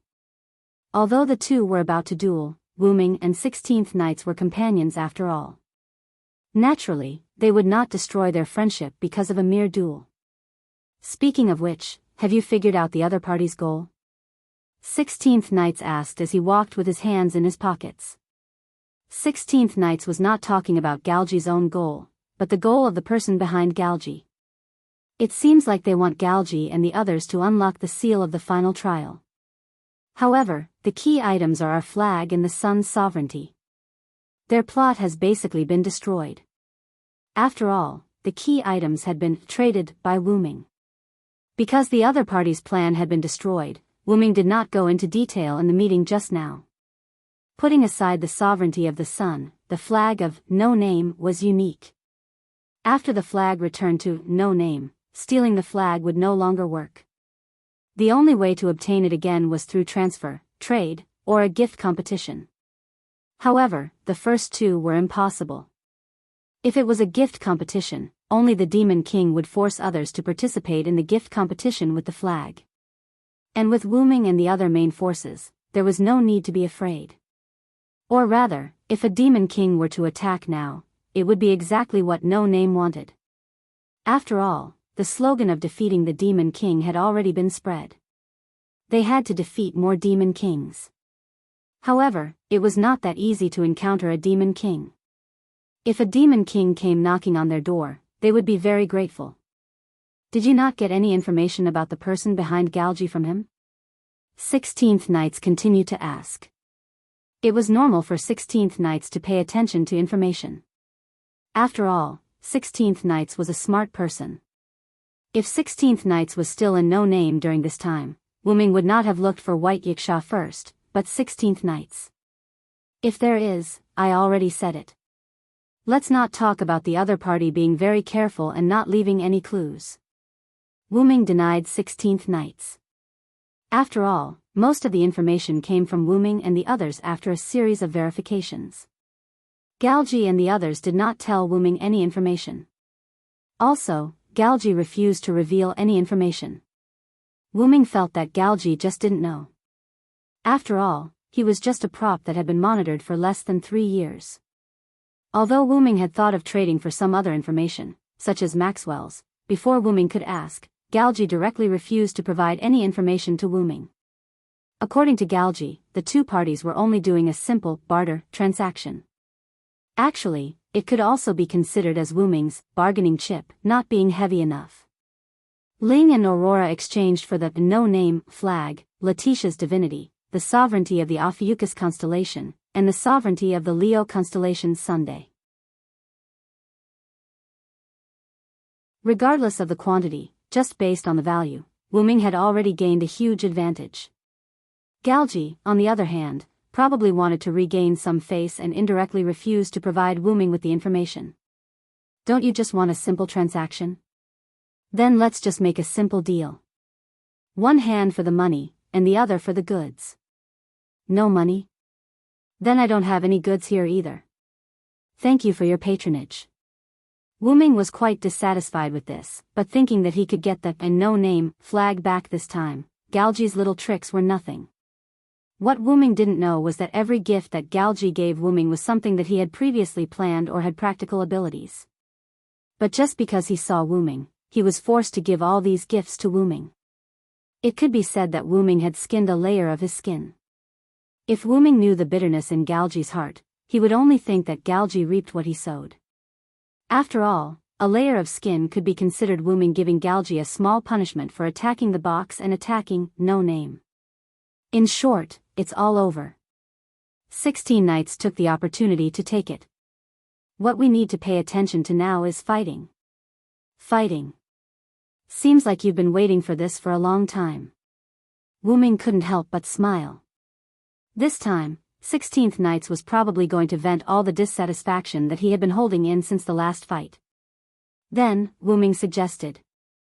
Let's fight in my fixed barrier. You can do whatever you want there. The Colosseum from last time. 16 Knights was naturally talking about the 6th floor of Nazalik where the two-headed dragon army was trapped at the fire dragon birth ceremony. Let's not go there this time. Let's go somewhere else. Wu-ming said. Golden ripples appeared around him, and the twisted golden staff with the 7-headed dragon coiled around it automatically floated out. Grabbing it, Wu-ming tapped the ground with the tip of the staff. Wave-like ripples spread out and surrounded Wu-ming and 16 Knights. The next second, the two disappeared. Just as they turned the corner, Komodo Asuka and Hiroi Biao looked at each other in confusion. I clearly saw the two of them walk over. Could it be that they discovered us? Master and 16 Knights went into Master's fixed barrier, Letitia explained as she walked out from behind them. As Wu-ming's dependent, Letitia could sense Wu-ming's location. That Colosseum? Komodo Asuka naturally remembered how Wuming brought them to another space during the fire dragon birth ceremony. Letitia, can't you bring us in? Hiroi Biao asked as if he was asking for help. However, Letitia shook her head. Unfortunately, that's an ability brought by Master's grace. I can't interfere. So, we can only wait until the two of them finish fighting? Komodo Asuka sighed helplessly. Staff of Ain's Wuming, the 8th floor of the fixed barrier. In the endless wilderness, Wuming and 16 knights faced each other with a distance of more than 10 meters. This place is quite spacious. 16 knights was quite satisfied. There were no plants, animals, and even the ground was dead. They could do whatever they wanted. This is the fixed barrier of the Staff of Ain's Wuming. Some are suitable for fighting, while some are suitable for resting. Wuming said as he put the Staff of Ain's Wuming into the golden ripple that opened up again. Then, Wuming snapped his fingers and activated the advanced tool creation ability. A huge hourglass suddenly appeared in the sky. Use this as a timer. Wuming looked at 16 knights. However, 16 knights didn't care. It doesn't matter. Let's start. 16 knights showed a very happy smile to Wuming. Then, with one hand raised, Wuming and 16 knights looked at each other. Neither of them spoke nor did they move. Let's start dash. As soon as he said that, Wuming snapped his fingers and the hourglass began to operate. Bang dash, the sound of the ground being crushed was heard. 16 knights' speed was comparable to the speed of Universe 3 as she instantly burst toward Wuming's position. The battle was about to start.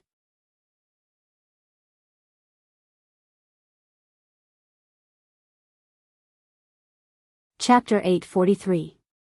Boom! 16 knights rushed to Wuming's side with the speed of the third universe and smashed his fist down. The place where Wuming was standing instantly exploded, and smoke and dust filled the air. As the smoke and dust slowly dispersed, 16 knights' fist was pressed on the broken ground, and Wuming was nowhere to be seen. Still so impatient, 16 knights. Wuming's figure floated in the sky as he teleported away. It's a countdown match after all. I have to seize the time and enjoy the fun of fighting. 16 knights shook his arm. Because he was a bit agitated, he used a bit more strength to smash the ground. Wuming, who was floating in the sky with psychokinesis, released his power of the will completely and spread it to the ground that 16 knights had punched. Although the ground didn't seem to be broken that badly, and only the surface cracked, Wuming could see through his power of the will that a crack went deep into the ground. Wuming began to wonder if 16 knights would break through this place. The staff of Anzi-Ergen's enchantment was connected to the 10 underground floors of Nazalic. It didn't mean that Wuming could only use it on the 8th floor and not the other floors. With 16 knights' fist, if he really wanted to break through this place, Wuming wouldn't have any doubts. Of course, if Wuming kept supplying mana to maintain the enchantment could still be repaired if it wasn't broken through in one go. Just like now. The ground under 16 knights' feet seemed to have gone back in time as it slowly returned to its original state. Can this place repair itself? That's not fun. 16 knights was a bit dissatisfied. Why? Things that are broken automatically repair themselves. That's not fun at all. It turned out that 16 knights was a problematic child, and he was the violent type. Then I won't let it repair itself. It'll save my mana. That's what you wanted. Wuming smiled helplessly. Wuming immediately stopped supplying mana to the enchantment to repair itself. That's more like it. 16th Knights laughed wantonly as he bent his knees and jumped. A large scale of cracks appeared on the ground as 16th Knights rushed into the sky. Unable to fly, he could only rely on this method to attack Wuming. Without any fancy moves, 16 Knights' weapon was just his fists. Facing 16 Knights, Wuming responded with the same method of attack, punching. The two unadorned fists collided with each other, causing the entire atmosphere to tremble. Visible shockwaves spread out in all directions with their fists as the dividing line. Boom! After a short stalemate, the two separated. Because 16th Knights was a human, just a slightly special human, he naturally couldn't overcome the gravity of the ground. Thus, 16th Knight's body began to automatically descend to the ground. Wuming, on the other hand, couldn't help but go a little higher due to the inertia from the exchange of blows with 16 Knights. Being able to fly is indeed a good thing, 16th Knights, who was kneeling on one knee, teased Wuming. I didn't think of using this to take advantage of you. Because 16th Knights was so aggressive, Wuming subconsciously used the teleportation door to go to the sky. Wuming finished speaking and landed on the ground. Both of them suffered some damage from the exchange of blows, but Wuming's injury was more serious. Shaking his numb right hand, Wuming smiled helplessly. Sure enough, in terms of explosive power, you have the upper hand. If Wuming didn't have the advantage of being in the air, Wuming would be the first to retreat. However, compared to Wuming, who came to the ground to fight with 16th Knights, 16th Knights didn't have the idea of being waterproof. I won't go easy on you. 16th Knights pretended to rush over again. I don't need you to go easy on me either. Wuming swung his fist and met 16th Knight's second punch. Boom, just like before, the ground was split by the shockwave. At the same time, the ground couldn't withstand the impact of the two and shattered, sending rocks flying everywhere. However, this time, the ground didn't recover. On the contrary, a large number of rocks that flew into the sky fell and buried the two of them. Crash, Wuming released his magic and bounced the rocks away. He wasn't hurt at all. What a convenient ability. 16th Knights, who crawled out of the rocks, said enviously. Although he wasn't hurt, 16th Knights, who didn't have the ability to release energy, was in a sorry state. I have many abilities. Moreover, this is just a simple way to release energy. Wuming smiled and didn't mind. Is that so? Speaking of which, is the glowing rune on your body one of your abilities? 16th Knights pointed at Wuming's arm. Wuming raised his hands. Sure enough, there were some runes on Wuming's hands. It's just a lune rune for strengthening. It only increases strength. I used it when I fought with you before. With the strengthening of the lune rune, Wuming wouldn't be at a disadvantage when fighting with 16th Knights. I didn't pay attention at the time. Forget it, it doesn't matter. It's just a strengthening rune. Watch me break it. 16th Knight said and rushed over again. Come and try. Wuming responded with his fist. The battle was still ongoing. Just as Wuming said before that he wouldn't take advantage of 16th Knights, Wuming didn't use any fancy abilities. He just fought with 16th Knights using his fists.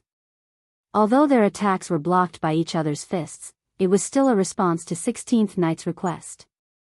16th Knights also used his fists to fight with Wuming. Or rather, he simply didn't have any other abilities. However, 16th Knights didn't need any other abilities. His body was the best weapon. Reality proved that it was just as 16 Knights had said. He would break these runes for Wuming. Breaking the lune rune wasn't a joke. However, every time Wuming's lune rune was broken, Wuming would immediately use telekinesis to inscribe a new lune rune on his body.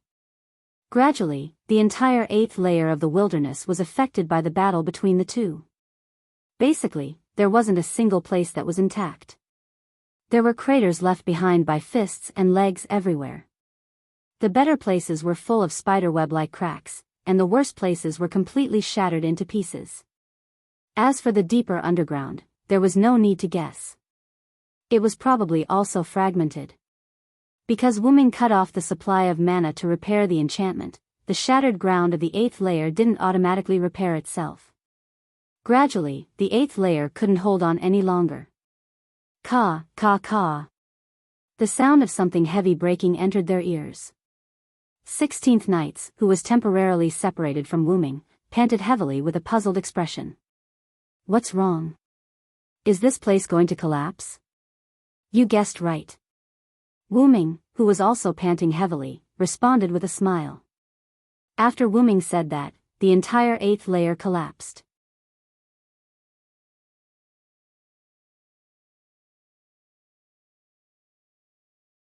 Chapter 844.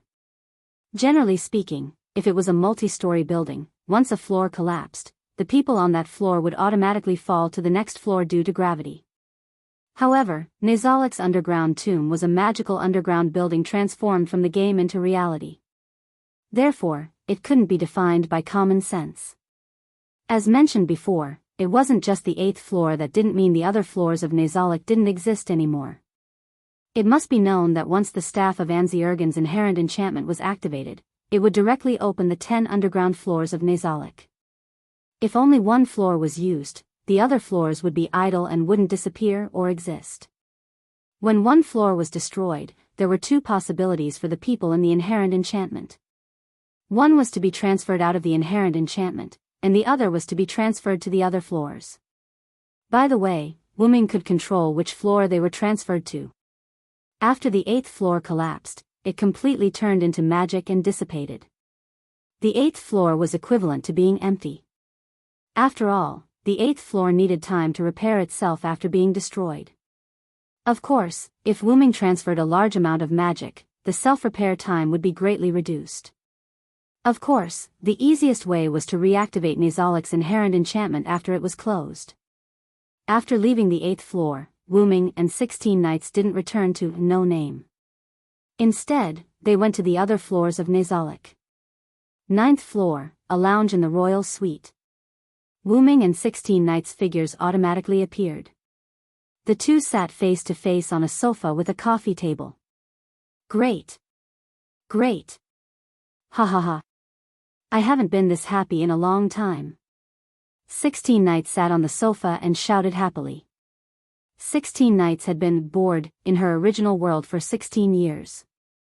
Moreover, the bet between 16 knights and Wuming had been delayed for a long time. With the 2 added together, 16 knights' mood was very good at the moment. I'm finally done with you.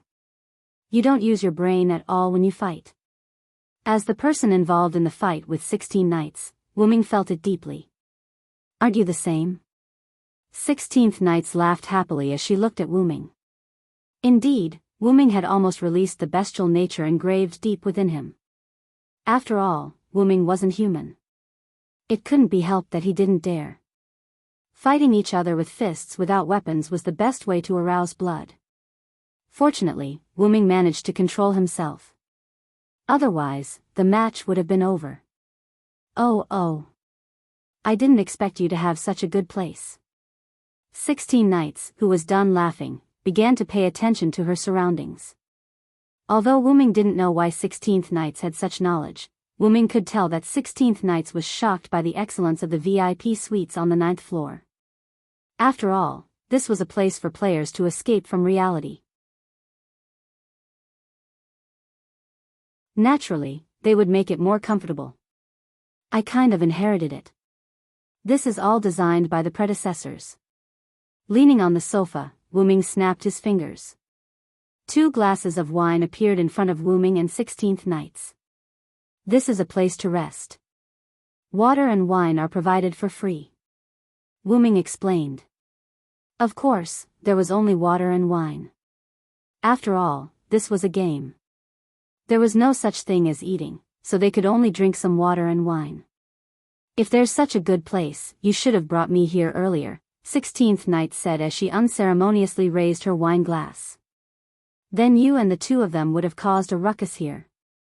Wuming also responded without holding back.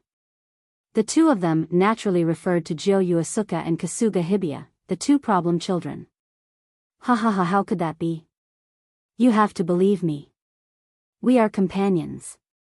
16th knights waved her hand jokingly. Speaking of which, I was tricked by you in the end. The last thing 16th knights was referring to was the fight just now. When the fight between the 2 broke on the 8th floor, there was only a bit of sand left in the hourglass. Then, 16th knights discovered that she was healed by something. What 16th knights didn't know was that Nazalik's teleportation never had any light.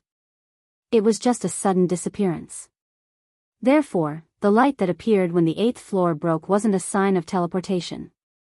It was the activation of the healing rune that Wuming designed in advance. That was the Lune rune that Wuming buried in the ground while fighting with 16th knights. Wuming intentionally lured 16th Knights to not stay in the same place to fight. Moreover, 16th Knights, who was lured by Wuming, wouldn't go to the same place to fight. Only then would the healing runes in every inch of the 8th floor not be destroyed by 16th Knights. It was precisely because Wuming and 16th Knights didn't continue fighting in the same place that their fight affected the entire 8th floor. In the end, the healing rune was activated. The hourglass in the sky also ran out of sand, and the time was up. Then, if I didn't guess wrong, the result should be a draw. 16th Knight said as a contract appeared in front of 16th Knights. Sure enough, there were 2 victors on the contract. Victors, Villo, Silensword, 16 Knights in reverse. However, there was no such thing as a draw in the gift competition, so the 2 of them were also losers. Losers, Villo, Silensword, 16 Knights in reverse. In this way, both sides could order the other side once. What a pity. I originally wanted to heal myself in the end. I didn't expect to include you in the healing range. Wuming drank a mouthful of wine without blushing. I almost believed you. 16th Knight smiled casually and drank the wine in one gulp. The victory condition on the contract was like this. Victory condition: after the time is up, the damage taken will be less. Wuming had implanted healing runes in the shattered ground of the 8th floor. When these healing runes were activated, the effect was to completely heal the 2 of them. In this way, after the time was up, the 2 of them would be the ones who didn't receive any damage. Hey, this is completely the same as when I competed with Black Rabbit. 16th Knights was quite depressed. A competition was to determine the winner and loser. Why would it be a draw every day? But this time, 16th Knights was quite happy, so 16th Knights didn't want to pursue Wuming. Here, this is Black Rabbit's command authority. 16th Knights took out a piece of parchment from the gift card and threw it to Wuming. Alright, give me the sovereignty of Leo's Sunday, 16th Knight said bluntly as he extended his hand towards Wuming. You guessed it. Wuming took out a ball of light and threw it to 16th Knights. Even an idiot can see that you want to give me the sovereignty of the Leo constellation Sunday. That's why you want to compete with me. I'm just curious as to how you lost the sovereignty of the sun to me.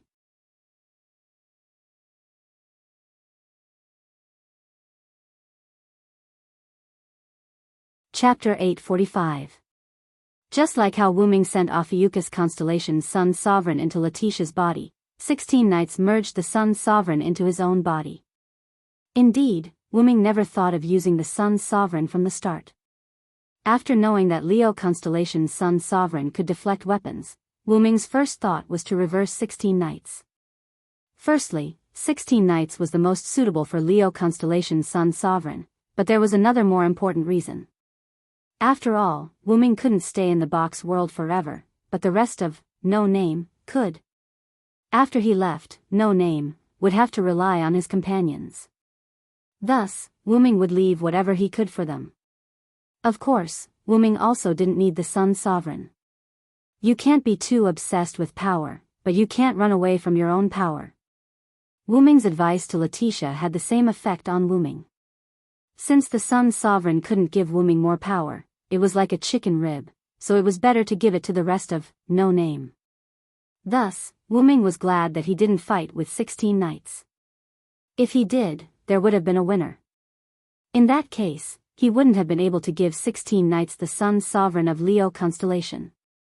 After all, normal methods couldn't make 16 Knights accept the Sun Sovereign of Leo constellation. Wuming had no choice but to use this method to understand the agreement between him and 16 Knights. Now you know what method I used. After replying to 16 Knights, Wuming drank all the wine in his cup. Although I know, it's a fact that I was tricked by you. It's really annoying. 16 Knights smiled proudly. Look, even if he was tricked, 16 Knights would still continue to smile. As for the reason, let's make it clear in advance. Next time, you have to fight with me properly. No one is going easy. Use your full strength. 16 Knights' tone was serious. His eyes were burning with fighting spirit. It seemed like he was going to fight for real. After all, they had already experienced fighting each other. Next, they would have to fight with real swords and spears. 16 Knights didn't only use his fists to fight, he still had trump cards he hadn't used yet. Forget it. If we really fought like that, Black Rabbit would cry herself dry. Wu Ming shook his head. One had to know that a real fight was no joke. Wu Ming and 16 Knights were both strong in the box. If they fought, they would be injured would be light, but they would definitely be heavily injured. Their lives might even be in danger. Although 16 Knights was indeed looking for excitement, the two of them were not mortal enemies. There was no need to fight to the death, right? Previously in the conference room, Black Rabbit was about to cry when he found out that Wu Ming and 16 Knights were going to fight. If it really came to a real fight like 16 Knights said, Black Rabbit might really cry. Forget it then. We'll talk about it later. 16th Knights, who seemed to have thought of something, also chose to give up. It's about time. We should go out. Wu Ming realized that the two had been away from No Name for a long time. It was time to go back. Hey. You should have other spaces. Why don't you take me for a walk? 16 Knights said as her eyes lit up. Wu Ming showed a helpless expression. Because Wu Ming knew that this was the light of a problem child. No Name's headquarters. Wu Ming and 16 Knights left the corridor. The two of them seemed to have removed their invisibility and appeared out of thin air. In the end, Wu Ming didn't take 16 Knights for a walk. After all, if the other two problem children found out about this, they would either have a falling out or pester Wu Ming all the time. It's really unfair. Since 16 Knights also visited your private space, we have to do the same. At that time, the two of them would probably say something like that. If that's the case, why not refuse from the beginning? That's what Wu Ming thought. However, 16 Knights began to fuss over this. You're really boring. You were so bold when you were fighting. 16 Knights' expression was as if she encountered something boring. To put it simply, she was quite bored. Didn't I say that Nizalik's enchantment is just a big tomb? There's really nothing to see. Wu Ming sighed helplessly and tried to persuade her again. As if there was no other way, Wu Ming used his trump card. If you're really not happy, I can find White Yiksha to fight with you. I don't want to fight White Yiksha now. I still have self-awareness. Although 16 Knights said so, the smile on her face told Wu Ming that 16 Knights was not afraid of fighting White Yiksha. Wu Ming didn't care much about it. After thinking for a while, he said to 16 Knights. Our flag has returned anyway. Presumably, there will be a lot of gift competitions that you need to participate in. As an organization, the most important thing for a community was its name and flag. The community's name and flag could be used for publicity to make the community more famous and drive the development of the community. In the past, because the flag and name of No Name had been taken away, they could only use the slogan, "Down with the Demon King," to promote themselves. Now that the flag had been recovered, they had to vigorously promote themselves. And the best way to advertise was to win a large number of gift contests. After all, the gift contest was the main theme of the Suitland world. Only by winning the gift contest and showing their strength would the people of the Suitland remember them and be valued by other communities. Only then could they develop themselves. Even if No Name still didn't have a name, as long as the logo on the No Name flag was shown. Of course, it didn't mean that the slogan, "Down with the Demon King," that No Name previously advertised was invalid. It was just a two-pronged approach. That's true. We have to get busy. When it came to the gift competition, 16 Knights would become excited. But then, 16 Knights looked at Wu Ming again. You just said, you, right? Then what are you going to do? Don't tell me you're going to leave again? 16 Knights had a smile on his face, but his eyes revealed a trace of seriousness. As a smart person, when 16 Knights first saw Wu Ming leave, he deduced that Wu Ming had something he couldn't let go of in the outside world. Wu Ming wasn't like the three of them. When he was first invited to the boxings, he was already prepared to give up everything in the outside world. Although Wu-ming said that he came to the boxings because of a letter, after Wu-ming left the boxings, 16 Knights asked Black Rabbit how many letters were sent. The result was naturally 3 letters. In other words, if Wu-ming didn't lie, the one who used the letter to invite him definitely wasn't Black Rabbit. Of course, it couldn't be said that Wu-ming was lying to them. After all, Wu-ming said from the beginning that he came to the boxings to find his body. But this also meant that after finding his body, even if he didn't leave, no name, he wouldn't stay in the boxings for a long time. For now, I won't leave for the time being. Wu-ming shook his head. No matter what, Wu-ming came this time to find his original body. No matter what, he had to find his original body first. Also, Wu-ming looked in the direction of his room. He still hadn't completed that person's request.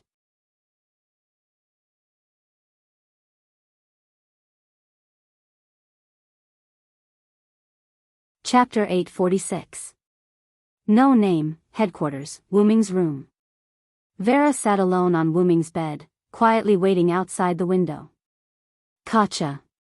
The door opened, and Vera subconsciously turned her head. It was Wu-ming. Vera used a bit of strength and jumped from the bed to the ground. She ran to Wu-ming's side in an extremely cute manner. Welcome back. Vera said as she pulled on Wu-ming's sleeve. I'm back. But after saying that, Wu-ming felt that something was wrong. This was supposed to be his room. How did Vera manage to turn the tables on him? But it didn't matter. After laughing at himself, Wu-ming squatted down and apologized to Wu-ming. I'm sorry, Vera, for leaving you here alone. Before, when Lily came to find Wu-ming and told him that everyone else had returned, Wu-ming first brought Lily and Vera to Pest's room and found Pest, who was still sulking. Then, Wu-ming brought the 3 of them to his room and found Letitia, who was cleaning the room. After that, Wu-ming, who had the intention to hold a meeting that belonged to No Name, left Vera, who was not a member of No Name, in his room.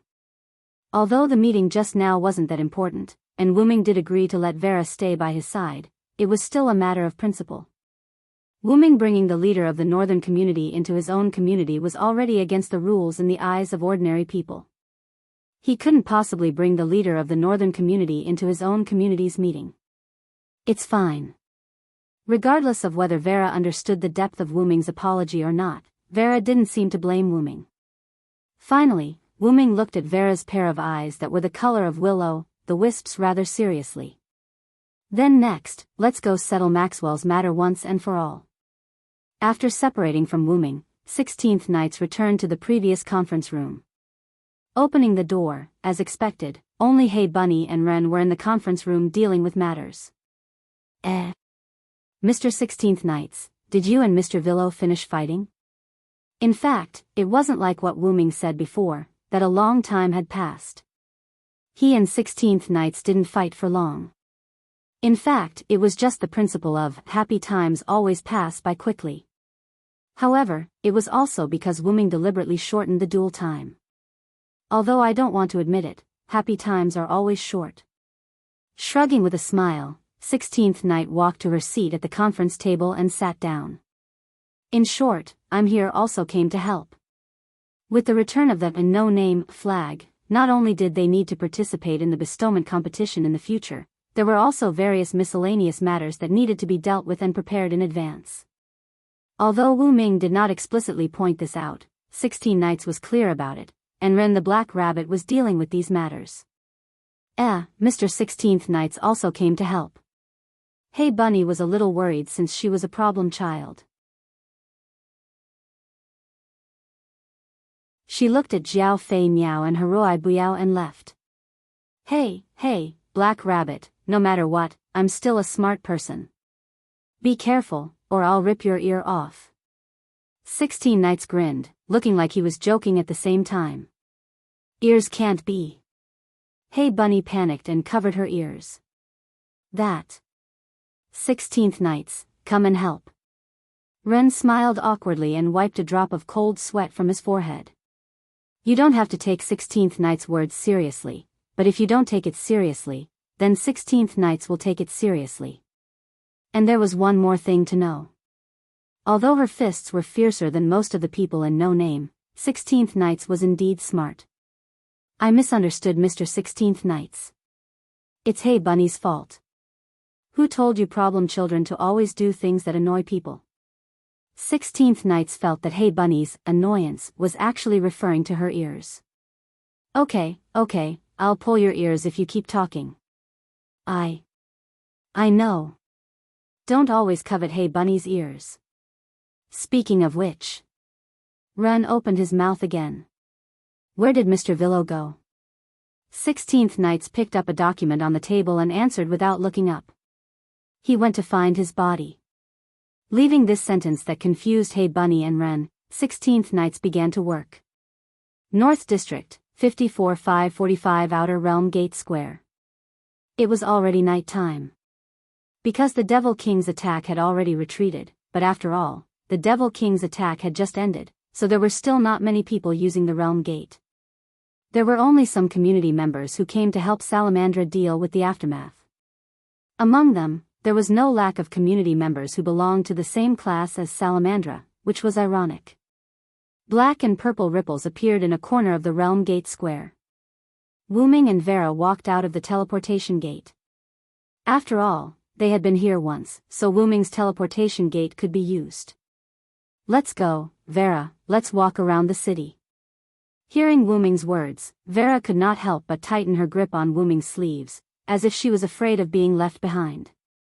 Don't worry, Vera, as long as that Maxwell guy appears, I will definitely take care of him this time. Vera hesitated, but in the end, she nodded silently. Before coming to the North District, Wuming told Vera to be bait to lure Maxwell out, but Vera was 100% unwilling. As a last resort, Wuming could only persuade her and repeatedly promise her, as well as entice her by buying snacks. Finally, Vera reluctantly agreed.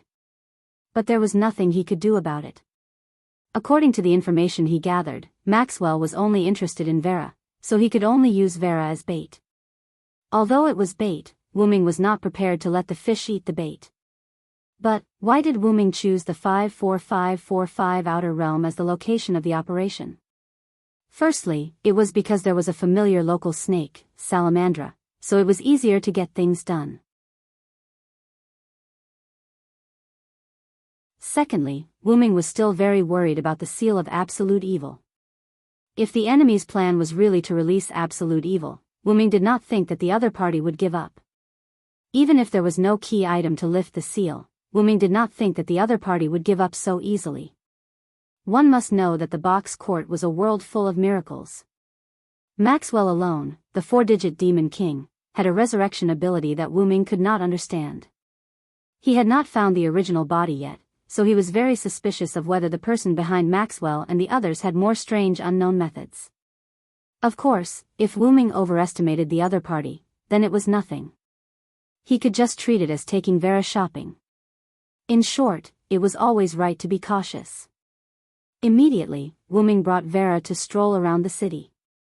How did the two of them enter the city? Wuming's teleportation door was super useful. Wuming was very interested in the city. After all, the last time he came, Wuming did not have a good look around.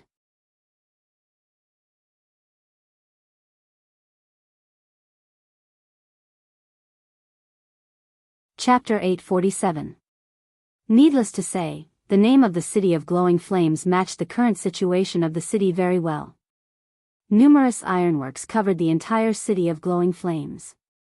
Flames emerged from the ironworks and dyed the entire city of Glowing Flames in the color of flames. Then, Wuming lifted his head and looked at the huge chandelier hanging in the middle of the city. The environment in the North District is extremely harsh. It's said that the City of Glowing Flames actually relies on this huge chandelier to maintain its heat, Wuming explained to Vera. However, as someone from the North District, Vera actually didn't need Wuming's introduction. Even so, Vera didn't interrupt him. However, Wuming quickly realized this. I almost forgot that you're from the North District. Wuming laughed awkwardly. At that moment, Wuming stopped explaining to Vera. After all, this was completely showing off in front of Master Guan. The two of them walked like this, taking a stroll and enjoying the scenery around them. The warm colors brought about by the ironworks and the huge chandelier made Wu Ming unable to feel the slightest bit of coldness. Moreover, coupled with the desolate but simple North District land, the visual effect was pretty good to Wu Ming. Wu Ming, who was used to the warm spring scenery of the East District, felt that the scenery in front of him had a different flavor. However, apart from these, there were other sceneries, such as the restored buildings and the buildings that were being restored. To be able to restore the damage caused by the Demon King's attack so quickly, it can be said that they're quite capable. Wu Ming couldn't help but sigh. One had to know that the Demon King's attack on the outer gate of the 54545 division happened during the day. However, the entire city of glowing flames was almost restored by tonight. This was a completely different world from the fire dragon birth ceremony held between the 3999999 division and the 4000000 division. Wu Ming even suspected that the fire dragon birth ceremony was still in ruins. After all, there wasn't any strong community between the outer gates. With no intention of helping, Wu Ming continued to stroll around with Vera. After all, seducing Maxwell was their main goal. However, as they strolled around, Wu Ming and Vera arrived at Salamandra's headquarters in Blaze City.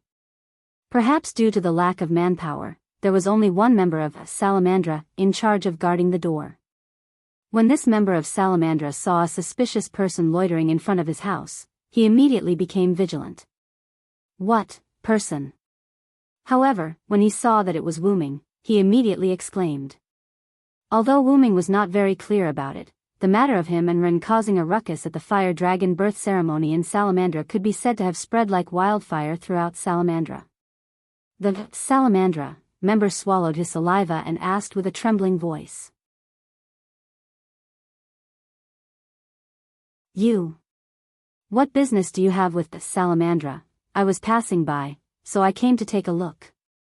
Don't worry, I don't mean any harm. Seeing the other party's expression as if he had seen a ghost, Wu Ming couldn't help but laugh. There might be a small situation later. After saying this softly, Wu Ming took Vera and left. Looking at Wu Ming and Vera leaving in the distance, the Salamandra member who was guarding the door felt as if a heavy burden had been lifted off his shoulders as he sat on the ground and panted heavily. That day at the fire dragon birth ceremony, he was one of the people who had to endure Wu Ming's pressure. He, who was left with a deep psychological shadow, was able to withstand it. He thought that he was already very impressive. He sat on the ground and rested for a short while. After checking that there were no suspicious people around, he immediately ran back to his home base. It seemed like he was going to report to his family. However, during the brief moment when no one was guarding the main door, a few indistinct figures in black appeared out of thin air at the main door. Following that, the few of them silently walked into Salamandra. One of the black-clothed figures parted ways with the others and quietly walked in the direction that Wu Ming and Vera had left. And Wu Ming, who had already left the entrance of Salamandra, had already strolled around. Wu Ming and Vera began to walk towards the outskirts of Glowing Flame City. Reality proved that there really wasn't much to stroll around in Glowing Flame City that was full of ironworks. Wu Ming's excitement had already passed. It's almost time to go, Vera. Wu Ming suddenly said to Vera, which made Vera extremely puzzled. Vera tilted her head and looked at Wu Ming speechlessly, as if to say, you don't need me to be the bait anymore? After all, the other party might not really be near this door. Let's go somewhere else to take a look. However, as soon as he finished his words, a flame and frost attack suddenly attacked Wu Ming's face. Boom! The scorching flame and the bone-piercing frost reacted and a violent explosion suddenly sounded. The mushroom-shaped explosion floated in the outskirts of Glowing Flame City, which was where Wu Ming and Vera were. Moreover, this explosion attracted the attention of the people in Glowing Flame City. At the same time, it also attracted the attention of the people in black who had sneaked into Salamandra. However, after realizing that the explosion was caused by their companion, the people in black calmed down and continued to sneak in. Where do you think you're taking my bride? A clown-like voice rang out, and at the same time, a clown-like figure appeared in the smoke produced by the explosion. You really don't learn to be obedient, Maxwell. That's right, this person was Maxwell, whom Wu Ming had painstakingly searched for. At this moment, he appeared in front of Wu Ming openly. Hugging Vera, Wu Ming floated by the mushroom cloud that was about to dissipate and looked down at Maxwell, who was faintly visible in the smoke. As early as when he entered Glowing Flame City, Wu Ming had activated his mental power to the maximum. However, Wu Ming also knew that Maxwell had the ability to teleport, so he didn't expect to be able to catch him with his mental power, not to mention that the other party might have the gift of shielding him from detection. Therefore, Wu Ming chose to spread his mental power in a range of 1,000 meters around him. As long as someone approached, Wu Ming would definitely be able to detect it. However, in order to prevent Maxwell from using the gift of shielding him from detection, Wu Ming said, "It's about time to leave." After all, with Wu Ming's current understanding of Maxwell, if he was nearby, he would definitely appear after hearing this sentence. As expected, Maxwell launched an attack on Wu Ming. Moreover, Maxwell seemed to have used the gift of shielding him from detection. Before he launched the attack, Wu Ming didn't notice Maxwell's trace at all. However, with Maxwell's harmless attack and Wu Ming's extremely fast reaction speed, Maxwell's attack didn't have any effect at all. Of course, if it was just a greeting, Maxwell did a great job. "Ah. Let go. My bride." Maxwell covered half of his face with one hand as if his mental state wasn't normal. Regarding this, Wu Ming frowned slightly and seemed to be somewhat dissatisfied. He still wanted to try to get some information about his main body from Maxwell, but Maxwell's mental state was already somewhat abnormal. However, the slightly abnormal Maxwell's intelligence seemed to have decreased, and his actions were more unscrupulous.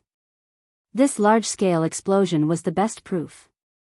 However, even if Maxwell was unscrupulous, it didn't mean that Wu Ming was unscrupulous. He didn't want to fight with Maxwell in Flame City. "Maxwell, I'm going to bring Vera out of Flame City. You have to follow me," Wu Ming deliberately said as if he was mocking him. "If you really can't keep up with me, then Vera will belong to me." Although it was a joke, Vera's face still turned slightly red. After that, without waiting for Maxwell's reply, Wu Ming immediately opened the teleportation door and brought Vera out of Flame City. "My bride!" Maxwell shouted. His figure flashed and he disappeared as well. Without a doubt, he was chasing after Wu Ming, or rather, Vera.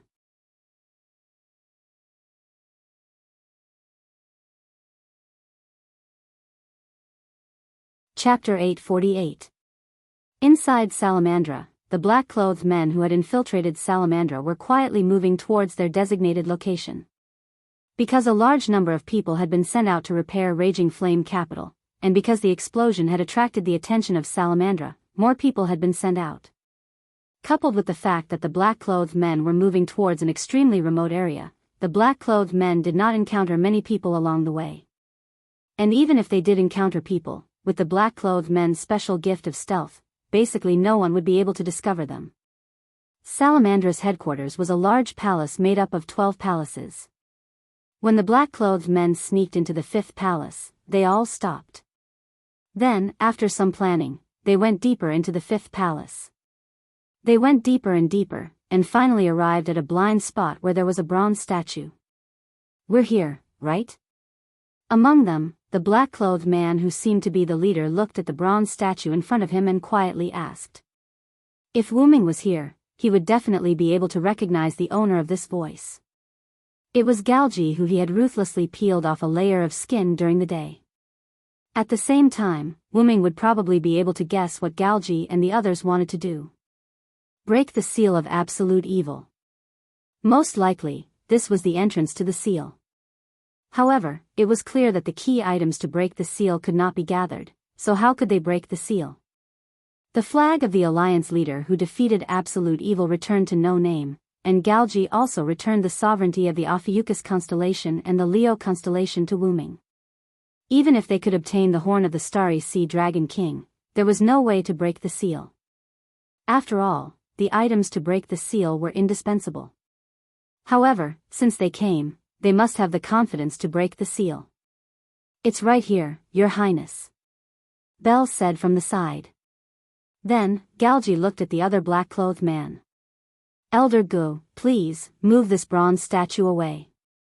However, the only person who could be called Elder Gu by Galji was the griffin with the genome tree engraved on its body.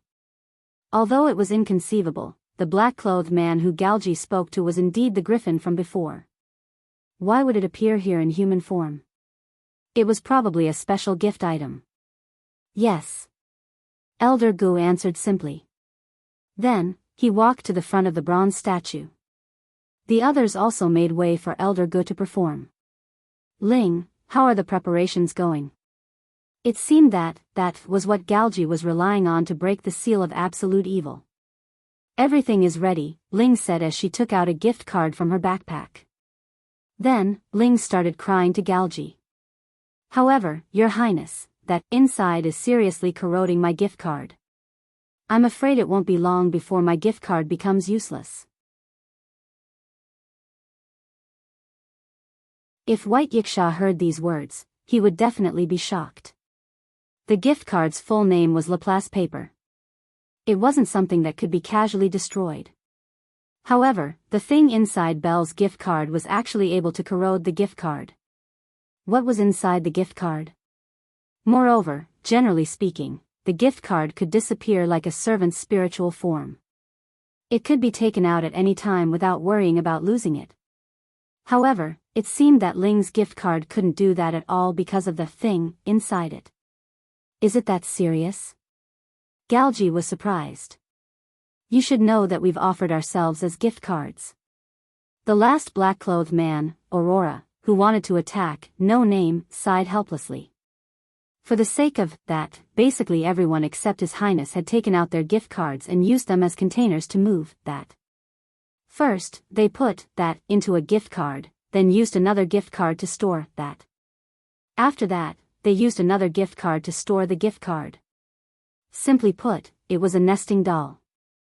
However, even so, the speed at which that eroded the gift card was beyond everyone's imagination. Naturally, the changes in the gift card could be perceived by its owner. Along the way, Maxwell's gift card was broken, followed by Aurora and Elder Ge's gift card. In the end, only Ling's gift card could barely be used. His Highness gift card collected the things in other gift cards. After all, the gift card was very rare. Even Galji and the others used it to store their personal belongings. After contributing their gift cards, their belongings naturally had to be handed over to Galji to help store. But this also means that does indeed have an ability beyond our imagination. Galji was not worried but happy. Although that was the case, Ling's gift card was indeed reaching its limit. In the end, if only that bastard Maxwell could give us Pandora's box. Ling complained. Pandora's box was highly resistant to that. Or, it could be said that as a box that contained all calamities, Pandora's box had the ability to contain all calamities. It could be said that there was no calamity item that Pandora's box couldn't contain. After all, that was the very thing that Pandora's box transported to the lower levels. Although that's the case, Pandora's box is already full of holes. If it continues to be used, I'm afraid it will be destroyed. Galji had seen what Pandora's box looked like after that was taken out. He didn't dare to imagine that could corrode Pandora's box to such an extent. And Pandora's box still needs to be used to recover that.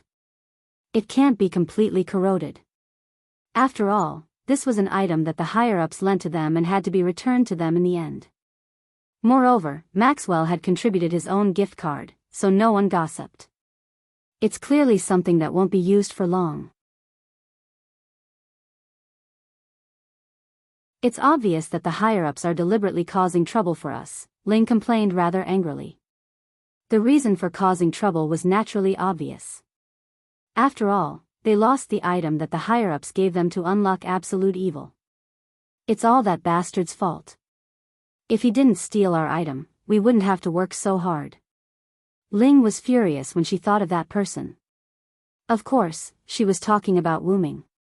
He captured her and Aurora to blackmail Galji into exchanging the item that belonged to No Name. In the end, he took away everything that they needed for their next plan. He was simply a robber. It was precisely because of this that they had no choice but to use that to unlock the seal of absolute evil. Since it's already like this, let's not talk about him anymore.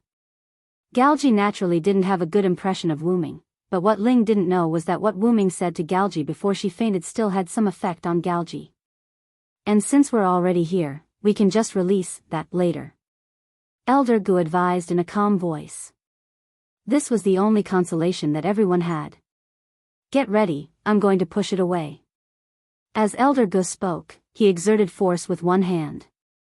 The bronze statue that Elder Gu was holding with both hands was pushed away without any movement, or it was lifted and moved away. As a griffin, even if Elder Gu used a special gift to temporarily transform into a human form, he was still a griffin. Naturally, he was extremely powerful. After the bronze statue was pushed away, what was revealed was a spiral staircase that led underground. Elder Gu, I'll have to trouble you and Aurora to bring up the rear. Ling, let's go in. Yes, Your Highness. Elder Gu and Aurora nodded in agreement. Then, Galji and Ling stepped into the spiral staircase.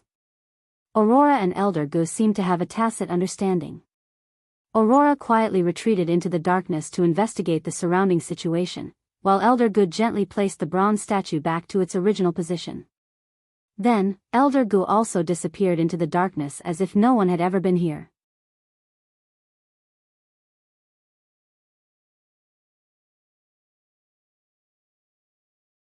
Chapter 849. Outside of the capital of blazing flames, Wuming carried Vera out of the portal and flew in a random direction. One had to know that most of the land in the North District was barren land, and so was the outer sect of the 54545 division. Therefore, there was no need to deliberately find a barren land to fight Maxwell, because places that were not cities were basically barren. My bride. Let go of my bride. The voice was heard before the person could be seen. There were some ripples in the space. In the midst of the distortion, Maxwell appeared at the place where Wuming had appeared before. Looking at Wuming's departing figure, Maxwell's figure flashed, and along with the distortion of space, Maxwell disappeared again. On Wuming's side, seeing that it was about time, he stopped. This place was far enough from the capital of blazing flames, and the surrounding land was barren. After landing on the ground, Wuming let go of Vera, who was blushing in his arms. Vera, can you leave for a while? Wuming said gently to Vera. Vera tilted her head in confusion at first, then nodded silently. She turned around and waved her hand, opening a door, the realm door. Villo, be careful. After showing concern for Wuming, Vera jumped into the realm door with a blushing face and left this place. This period of time together has been an unexpected gain. Wuming smiled and shrugged. Yes, that's right, Wuming was referring to pure friendship. However, without waiting for Wuming to think more, the space not far from Wuming distorted, and Maxwell appeared in front of Wuming. Maxwell, who appeared in front of Wuming, did not attack, but looked around for Vera's figure. In the end, Maxwell looked at Wuming with an extremely gloomy expression. Where's my bride? Wuming smiled slightly. Of course, she was sent to my bridal chamber. This sentence was like a fuse, causing Maxwell's eyes to suddenly bulge out, and his mental state became even more abnormal. At this moment, it was as if the pain that Maxwell had suffered from Wuming's attack had manifested. Maxwell howled at the top of his lungs. Kill you. Kill you. Kill you. Kill you. Kill you. Kill you. Kill you. The ice and fire instantly arrived in front of Wuming. They were like hunting dogs, frantically biting at Wuming. However, haven't you learned your lesson? Maxwell, didn't I tell you? Wuming raised a hand as he spoke. In an instant, a large amount of mana surged and burst out from Wuming's palm, blasting the man-eating hound into pieces. This kind of attack is completely useless. In the face of Maxwell's attack, Wuming only needed to compress his own mana and release it to break it. Yes, it was a simple release of magic power. I have to say, as a 4-digit demon king, you're really degrading yourself. Other than the fact that his immortality was more than 4 digits, Wuming really could not see how Maxwell qualified as a 4-digit demon king. However, Maxwell also realized that Wuming was looking down on him. Therefore, he, who was basically blinded by anger, was ready to use his trump card. Maxwell waved his hand, and there was another distortion in space. Individuals appeared one after another around Wuming, appearing one after another, like the twinkling stars in the sky. Those were the clones of Absolute Evil, a pure white 2-headed dragon army. And there were a lot of them. The surrounding desolate land was filled with white figures, and it seemed that they were no less than the Absolute Evil clones that attacked the Eastern District. In fact, they were even more numerous. Sure enough, these Absolute Evil clones are your doing. Thinking of the 2-headed dragons that attacked, No Name, Wuming was slightly angry. If Wuming was not there, perhaps the entire No Name would have suffered. As a member of No Name, Wuming would not allow it. But let me tell you, these things are all defeated by me. Even if the number was much more than last time, Wuming was confident that he would not be killed or injured by these things. However, what he needed to worry about was that he could not let an Absolute Evil clone run into the City of Raging Flames. Wuming could not imagine the consequences of an irrational existence with the power of a deity entering the city. At such a close distance, you won't have a chance. Without waiting for Maxwell to finish speaking, the Absolute Evil clones rushed towards Wuming as if they had received an order. Indeed, as Maxwell said, the distance was too close, and Wuming did not have time to chant. However, Wuming's 12 clones could be instantaneously cast. But, my ability is not limited to authority. In an instant, the Absolute Evil clones buried Wuming, forming a small mountain of Absolute Evil clones. However, immediately after that, several rays of light came out from the Absolute Evil clones. Akdu God, Great God's Mark, as the voice fell, an explosion occurred from the Absolute Evil clones. Countless Absolute Evils were blown to ashes, and not a single drop of blood was left behind. What?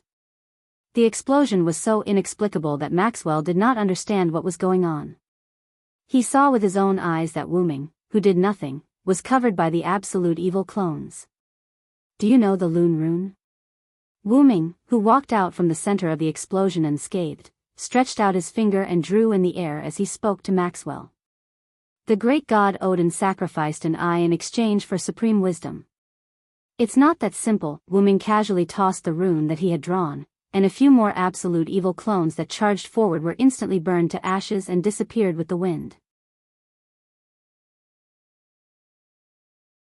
In order to prevent the blood of the Absolute Evil clones from producing new Absolute Evil clones, Wuming had been using the Loon Rune that could completely destroy the Absolute Evil clones. Maxwell, who understood what the Loon Rune was, could not help but frown. He was so angry that he was about to lose his mind, but he did not completely lose his mind. He still understood what was futile. Not only that, but Wuming also had the powerful power of chanting and the Manchala square that stored many divine persona equipment. No matter how many Absolute Evil clones there were, they would not be able to do anything to him in a short time. Moreover, Vera might have already escaped. This guy is just trying to piss me off. At that moment, Maxwell had such a thought. To put it bluntly, Maxwell wanted to escape. Wuming naturally would not let Maxwell escape. I still say the same thing. As a 4-digit demon king, you are too cheap. You are not worthy of Vera at all. One of Wuming's taunts made Maxwell angry again. Ah! Shut up. Vera is mine. Mine. Wuming could not help but laugh. As expected, Maxwell would lose his mind when it came to Vera. Wuming's previous taunts were all to make Maxwell gradually lose his mind and lower his IQ. After all, an opponent without reason would not escape. Moreover, an opponent without reason would not hold back their strength and would reveal their hidden killer moves.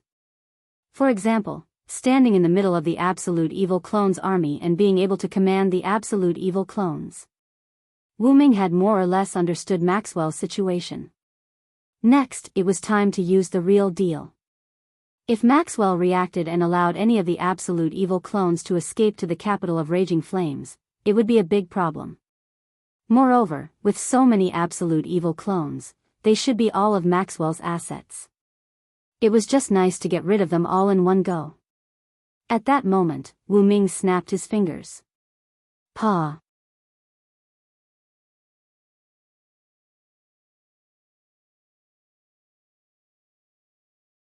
Chapter 850. Along with the almost inaudible vibrations, the entire space seemed to have changed. Maxwell felt a chill run down his spine, as if he had encountered an unprecedented crisis. What did you do? Unlike the previous angry roars, this time Maxwell questioned Wu Ming with a slightly frightened tone. Of course I'm playing the game of blessings. Wu Ming lowered his raised hand and answered in a rather pleased tone. Immediately after, Wu Ming's devilish smile was reflected in Maxwell's eyes, causing the temperature on Maxwell's back to drop by quite a bit. Do you have the authority of the organizer? It was understandable that Maxwell was shocked. Not everyone could obtain the authority of the organizer, not to mention Wu Ming, who had just joined the box court not long ago. Although Maxwell was a 4-digit demon king, he didn't have the authority of the organizer. There was no other reason. Although Maxwell had been in the box court longer than Wu Ming, he and Wu Ming were both considered newbies. However, this once again proved how cheap Maxwell, the 4-digit demon king, was. Wu Ming was different from Maxwell. As the root dragon, the box court naturally wouldn't be stingy with granting Wu Ming the authority of the organizer. This was an intangible benefit. It seems like you don't know that I have the authority of the organizer. But soon after, Wu Ming felt relieved. Ever since he used the authority of the organizer on Wu Ming, he didn't use it again. After all, Wu Ming didn't need the authority of the organizer. Over time, the authority of the organizer was basically forgotten by Wu Ming. While Wu Ming was still thinking about how to deal with Maxwell, he slowly thought of using the authority of the organizer to deal with Maxwell. In the box court world, the box court system was absolute.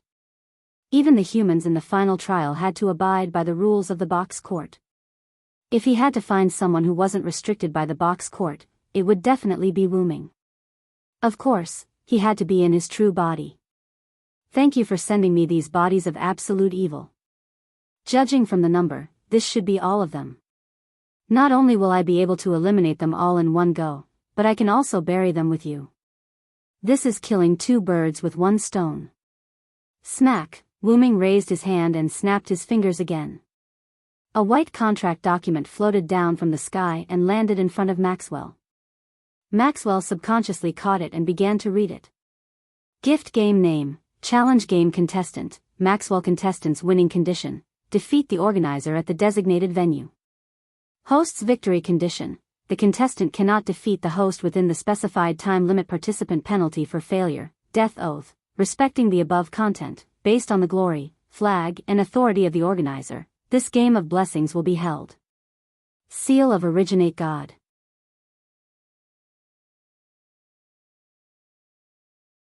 This was an extremely simple bestowment competition. All one needed to do was defeat the organizer. It was as simple and crude as those demon kings who abused the organizer's authority to attack ordinary citizens.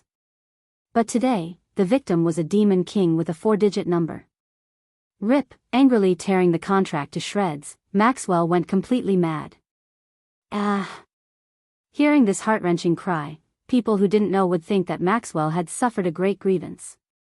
What is it? Lord Demon King, you don't even have the courage to participate in the bestowment competition? As long as you defeat me, you can win. Wu Ming continued to mock Maxwell in a mocking tone, even though he was forced to participate in the gift match. However, defeating Wu Ming was extremely difficult. The Manchala phalanx that contained thousands of divine weapons, the divine blade of salvation, the evolved divine power obtained from killing a god, the rune script that the god Odin sacrificed one of his eyes, the martial arts that originated from the Shadow Queen Skaha, the game system magic that came from an unknown world, and the spiritual base that reached the peak of the servant. In terms of weapons, Maxwell was not as good as Wu Ming. In terms of magic, Maxwell was not as good as Wu Ming. In terms of close combat, Maxwell was not as good as Wuming. In terms of home field advantage, Maxwell was not as good as Wuming. Maxwell's bestowment could not cause any damage to Wuming. The only cheat like immortality and miraculous space jump also lost its effect after Maxwell was pulled into the game of blessings by Wuming. Although Maxwell didn't have a comprehensive understanding of silent wonder, he knew one thing. In a head-on battle, he absolutely couldn't win against silent wonder. In short, Maxwell could only die now. You want me to die? It's not that easy. Maxwell suddenly raised his head. His eyes were slightly protruding and bloodshot. Maxwell waved his hand, and the army of absolute evil avatars ran toward the direction of Blazing Flame City. You're right. Someone needs to be buried with me. People who were close to death tended to become more clear-headed. It seemed that Maxwell was like that. He actually thought of letting the army of absolute evil avatars attack Blazing Flame City. If so many absolute evil avatars attacked Blazing Flame City, Wuming was sure that Blazing Flame City would be destroyed. This was what Wuming was worried about before. But, do you think I didn't think of this, Maxwell? Wuming crossed his arms and smiled. Other than that, he did nothing else. When the absolute evil avatars rushed to a certain place, it was as if there was an invisible wall blocking their way. The absolute evil avatars collectively stopped. Bam bam bam bam bam. However, there were still many two-headed dragons who crashed into the wall and let out miserable shrieks. Roar roar roar.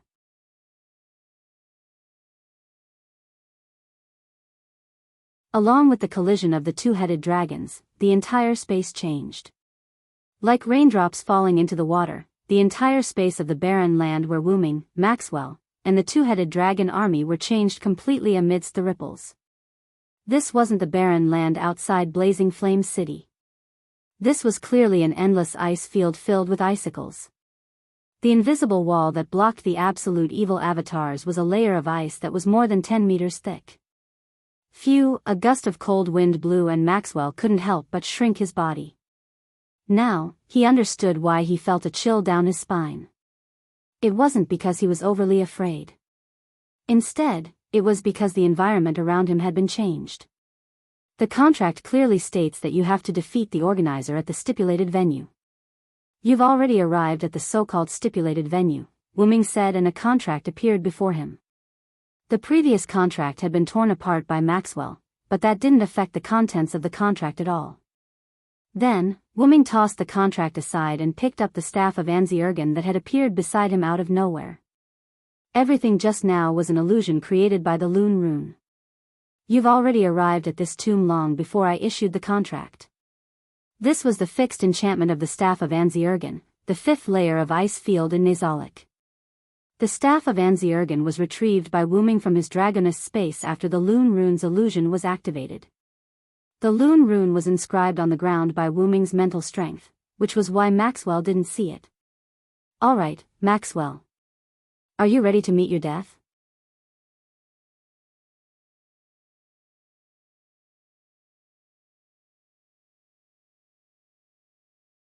Chapter 851.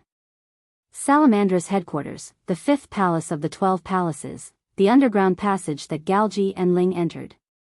The staircase leading underground extended in a spiral pattern. Because of the surrounding darkness, Galji took out the illumination gift from his gift card and walked up the stairs with Ling. After walking for a long time, the two still didn't see the bottom. We're not there yet, Your Highness. Ling held her gift card that was starting to heat up and said worriedly. Can't hold on any longer? Galji stopped and turned to look at the gift card in Ling's hand. Ling's gift card was no longer the same color as before. The entire card was red and there was a faint trace of heat. If you can't hold on any longer, then use my gift card to replace it. Although Galji's gift card contained other people's items, if he really couldn't hold on any longer, he had to use it when necessary. After all, he couldn't let that come out here. Regardless of the losses, if that really came out, he and Ling would be in great danger. It's okay, Your Highness. My gift card can still hold on for a while. Let's go quickly. Ling wiped the sweat from her forehead and smiled to show that she was fine. At that moment, Galji didn't say anything more. Right now, they had to reach the bottom quickly. After walking for a while, Galji and Ling finally saw the bottom. It was an underground space. On one of the walls in the underground space, the words, "Between the Stars," were engraved. Not only that, but there were also 5 sealed doors and a piece of parchment on the wall engraved with the words. As mentioned before, even humans in the final trial had to follow the rules of the box court. After absolute evil was sealed, it naturally left behind a contract document. Of course, this parchment was the contract document that sealed absolute evil, and these 5 doors were probably the entrance to unlock absolute evil's seal. However, the correct entrance could only be one of them.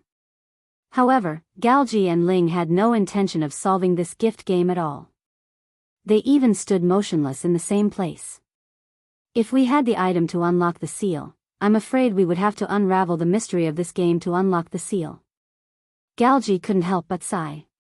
However, with Belle around, the mystery of the game of blessings will naturally be solved easily. Belle, who was standing behind Galji, smiled proudly. It seemed that the young girl had unparalleled confidence in her wisdom. But shortly after, her expression changed. Your Highness, my gift card can't hold on much longer. Ling's expression changed as she said to Galji with a sad face. Galji looked at Belle's gift card. The gift card, which was originally red from the heat, had now turned black. It was an ominous shade of black. Ling, place your gift card in front of the 5 doors. Be quick, Galji ordered. Belle's gift card and the others' gift cards were all broken, so it wasn't wise to release that one here.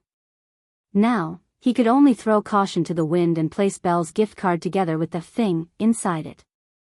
When the thing corrodes Belle's gift card, it will automatically come out. Quick, Ling, put it down and we'll leave as soon as possible. If they stayed any longer, they would probably be buried with the seal of absolute evil. Yes. Yes. Ling immediately used her gift of distance control and the gift card in her hand appeared in front of the 5 doors. Let's go.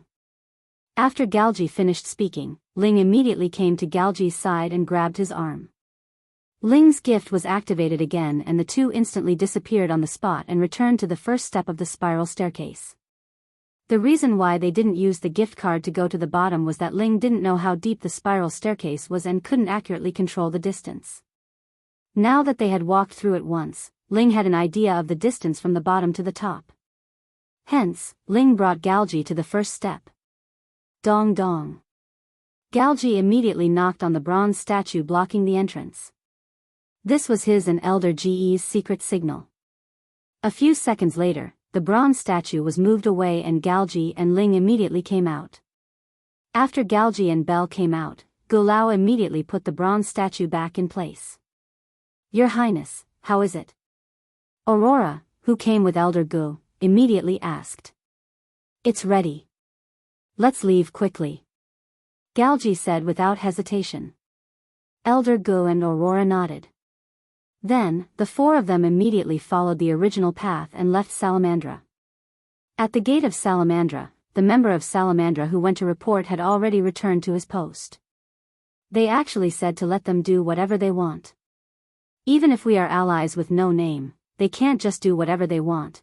Although he complained like this, he knew that even though Wuming's community was a nameless, no name, he wasn't some insignificant character. Whether they were afraid of the other party, or they were allies, in short, Mandela's order was to wait and see. Anyway, this guard was not the leader of Salamandra, so he didn't have to worry about it. He just had to listen to the orders from above and watch his own gate. But right after that, he heard soft footsteps coming from behind him. He immediately turned around, but what greeted him was a fist that was not the size of a normal person. Who? Before he could shout, he was immediately knocked out by the fist. The one who knocked him out was naturally Elder Gu in his human form. It's time to go, Elder Gu. Galji said behind Elder Ge's back. There was no telling when that would come out, so it was better to leave quickly. Elder Gu naturally understood this point, so he didn't kill him. He only knocked out the member of Salamandra who was guarding the door. The soft footsteps were caused by them walking too quickly. But since they were already at the gate, there was no need to hide it. "Your Highness, do we still need to wait for Maxwell?" Aurora suddenly asked. "In my opinion, that guy probably ran away a long time ago. How could he beat that bastard?" Ling pouted. They naturally knew that Maxwell went to find Wuming. With Maxwell leading Wuming, they were happy to see this, so they let Maxwell do whatever he wanted. And Ling and the others, who had seen how powerful Wuming was, naturally knew that Maxwell could not beat Wuming. That was why Ling said that Maxwell ran away a long time ago. As for being killed or captured by Wuming, it was not realistic. After all, Maxwell's immortality and escape ability were top-notch. "That's true, Your Highness. We should hurry and retreat," Elder Gu also advised. At that moment, Galji nodded and the four of them prepared to leave. "But, I really didn't expect you to have such high expectations for Maxwell." You're tuning into the Romantic Tales YouTube channel. Don't forget to subscribe and join us on this journey to catch the most captivating stories.